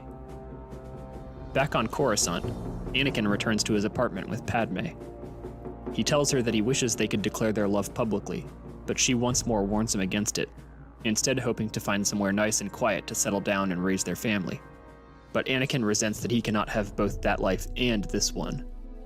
Padme thinks that it would be best to leave the world of the Senate and the Jedi Council behind, and confides in Anakin that she worries about the direction the Republic is taking, with how much power the Chancellor has amassed. But Anakin defends Palpatine, arguing that the Republic would have long ago crumbled were it not for his strong leadership. We end with a shot of the two of them sitting side by side, holding hands as each looks away from the other worriedly. Back on Utapau, Obi-Wan and a team of elite ARC commandos sneak into the Separatist-controlled territory, finding Grievous directing his droid subordinates. Obi-Wan signals to Commander Cody, leading the main assault force, and the battle for Utapau begins. As the clone forces descend upon the city, Obi-Wan and the commandos attack Grievous in the confusion, and the droid general resorts to using his four-armed form. Though after the wounds sustained from Mace Windu, he is no longer nearly as formidable as he used to be. With the battle in full swing, we cut briefly to the conflict on Kashyyyk before returning to Coruscant. Here, Anakin meets with Palpatine in a grand auditorium, and after exchanging pleasantries, Palpatine can sense what is on the Jedi's mind. He instructs the others to leave him, and then tells Anakin that they can now speak freely. When Anakin still remains reluctant, Palpatine coaxes him.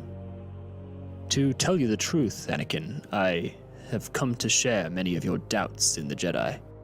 I fear that their desire to protect the Republic has corrupted them, that they have grown to seek power for themselves against any and all who might challenge them, including the Senate and myself as an extension. Anakin shies away, then turns back to face him. They have asked me to spy on you, he admits guiltily. Oh. Because originally, Palpatine coaxes that by saying, they asked you to spy on me, didn't they? I guess the attachment that's established between Palpatine and Anakin sort of permits this, him being forthcoming. I figured as much, Palpatine responds. I suspect they intend to supplant me, and the rest of the Senate as well, once this war is concluded. He looks at Anakin, but doesn't press him on this accusation. It's a shame, really. The Order has fallen so far from the heights upon which it once stood. Of course, there is still strength of character to be found among their number. Your Master Obi-Wan has a good heart, and you yourself are quite capable. But you are different from the rest of them, Anakin. They know it as much as I do, and I suspect you do as well. Why do you think they fear you? He asks the young Jedi. Because they know you will surpass them, and they are frightened by that which they cannot control. Here, he relates the story of Darth Plagueis the Wise, the Dark Lord of the Sith who supposedly discovered power over life itself, only to be supplanted. And as this story is being told, instead of looking at a bunch of swimming CGI sperm, maybe we could get some imagery that depicts this story? By his apprentice, who killed. Not by the fan-made people. I'm just saying, like, he told a short story in the actual movie, and instead we just had to look at these things and hear, oh. Anyway. Killed him after being taught everything he knew. As he concludes the tale, we can see Anakin's desire for such power showing plainly on his face. We then cut briefly to Kashyyyk, where the battle for the Wookiees' homeland still rages, before returning to Utapau. As the clones overwhelm the defending droids, Obi-Wan and the remaining commandos give chase to Grievous when the latter attempts to flee. Eventually, Obi-Wan manages to kill Grievous with a blaster he force pulls to himself, and as the droid general collapses to the ground, the Jedi discards the blaster in disgust. So uncivilized. Now, I expected that, but I feel like his mention of it earlier in Phantom Menace, I feel like it really diminishes this one. I don't know. It's almost trying to prop it up as another, I've got a bad feeling about this. Anyway. Back on Coruscant, Anakin sits alone, contemplating Palpatine's words. He sees flashes of Padme suffering, and the Jedi refusing to aid him, and then the Chancellor, musing on the supposed power of the dark side to stop people from dying. Rising, he goes to Palpatine's office, where he confronts him on his true nature. You spoke of the dark side of the Force. How is it that you came to know of it? My own mentor taught me, Palpatine responds, in the days of my youth. He encouraged me to take a broader view in lieu of the narrow lens held by the Jedi. In order to understand the great mysteries of the galaxy, you must come to understand all its aspects. Anything less is doing a disservice to yourself.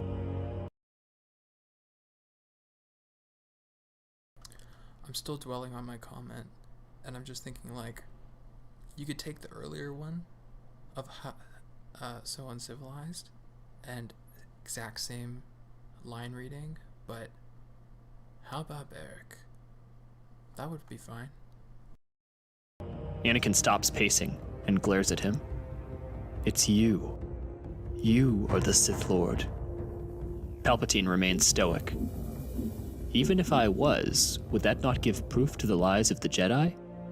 All my life has been devoted to preserving the Republic, to weathering the countless storms that the weakness of the Jedi has enabled. He pauses, then draws closer to the young Jedi. Anakin, I am still the man you've known all these years, the man who has given you counsel, who has seen your potential when others sought to hinder your abilities. Nothing has changed. Have I not been a friend to you? At this, Anakin ignites his lightsaber, but Palpatine goes on. I have only ever told you the truth, Anakin. The Jedi have had years to cloud your mind, to poison you against all other paths, but I know you possess the strength to forge your own. Search your heart, search the feelings the Jedi demand you abandon, and see the truth. Let it make you strong. Anakin's hand trembles, and he continues to glare at the Chancellor. I beg you, Anakin, for your sake and mine, see through the lies of the Jedi. Cast off the shackles you have allowed them to bind you with. Refuse to be a pawn of the council that fears and resents you any longer. Become the hero you were meant to be, the hero the galaxy needs. And together, we can ensure that the people of the galaxy know peace and prosperity. And we can save the one you love. I was expecting that line. I'm also really hoping that during the sort of dubbing of Darth Vader, that there's some kind of relaying of like, repeat after me, and then like relaying the Sith code to him. Because when he talks about casting off your shackles, I immediately thought of the Sith code. At this, Anakin's expression changes. He steps closer, then deactivates his saber. I'm going to inform the Council, he states curtly. Do what you must, Palpatine says. But remember, the fate of the galaxy, and of your wife, now lie in your hands. Cut to Mace Windu, speaking with a group of clones and officers, who inform him that General Grievous has just been killed. A grim look comes over his face, and he turns to see Anakin hurrying towards him. Anakin pulls the Master aside, and tells him that he believes Chancellor Palpatine is the Sith Lord. Windu expresses shock, but states that they need to act carefully, and tells a reluctant Anakin that he needs to remain behind. He then gathers several other Jedi Masters, along with a number of government officials, officers, and Senate guards. With the defeat of General Grievous, he announces, the Supreme Chancellor no longer has any reason to retain his emergency powers. He then leads the gathering to the Chancellor's office, where Palpatine waits to greet them. Master Windu, you're here sooner than I expected. The Chancellor takes a moment to glance at the officials and soldiers gathered around him. Windu orders him to resign his position by order of the Galactic Senate, to which Palpatine responds, I am the Senate. Nice edit. Windu and the Jedi step forward, reaching for their lightsabers. If you do not relinquish power voluntarily, you will be removed by force, Chancellor. At this, Palpatine's countenance falls. It's treason, then.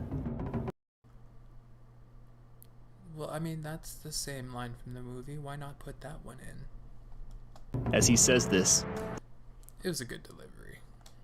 The officials and Senate guard depart the room, leaving the surprised Jedi alone with the Chancellor, who deftly retrieves a lightsaber of his own and launches himself at the four. He strikes down Aegon Kolar, Saci Tin, and Kit Fisto with lightning speed, and Mace Windu, the only survivor, is barely able to block his blows in time. The two then begin fighting, as we see Mace drawing on his own rage to muster the strength to withstand the Sith Lord. Cut back to Anakin, who is nervously pacing about in another section of the building, as we see flashes of Padme suffering, and of Palpatine offering his help. Making up his mind, he hurries towards the Chancellor's office as we cut back to the fight. Here, Windu manages to disarm Palpatine, and corners him, lunging for a killing blow just as Anakin enters. Palpatine implores Anakin to save him. No, don't kill me, please. stating that it is just as he feared. The Jedi seek to overthrow the Senate and rule the galaxy themselves. Anakin, seeing flashes of Padme,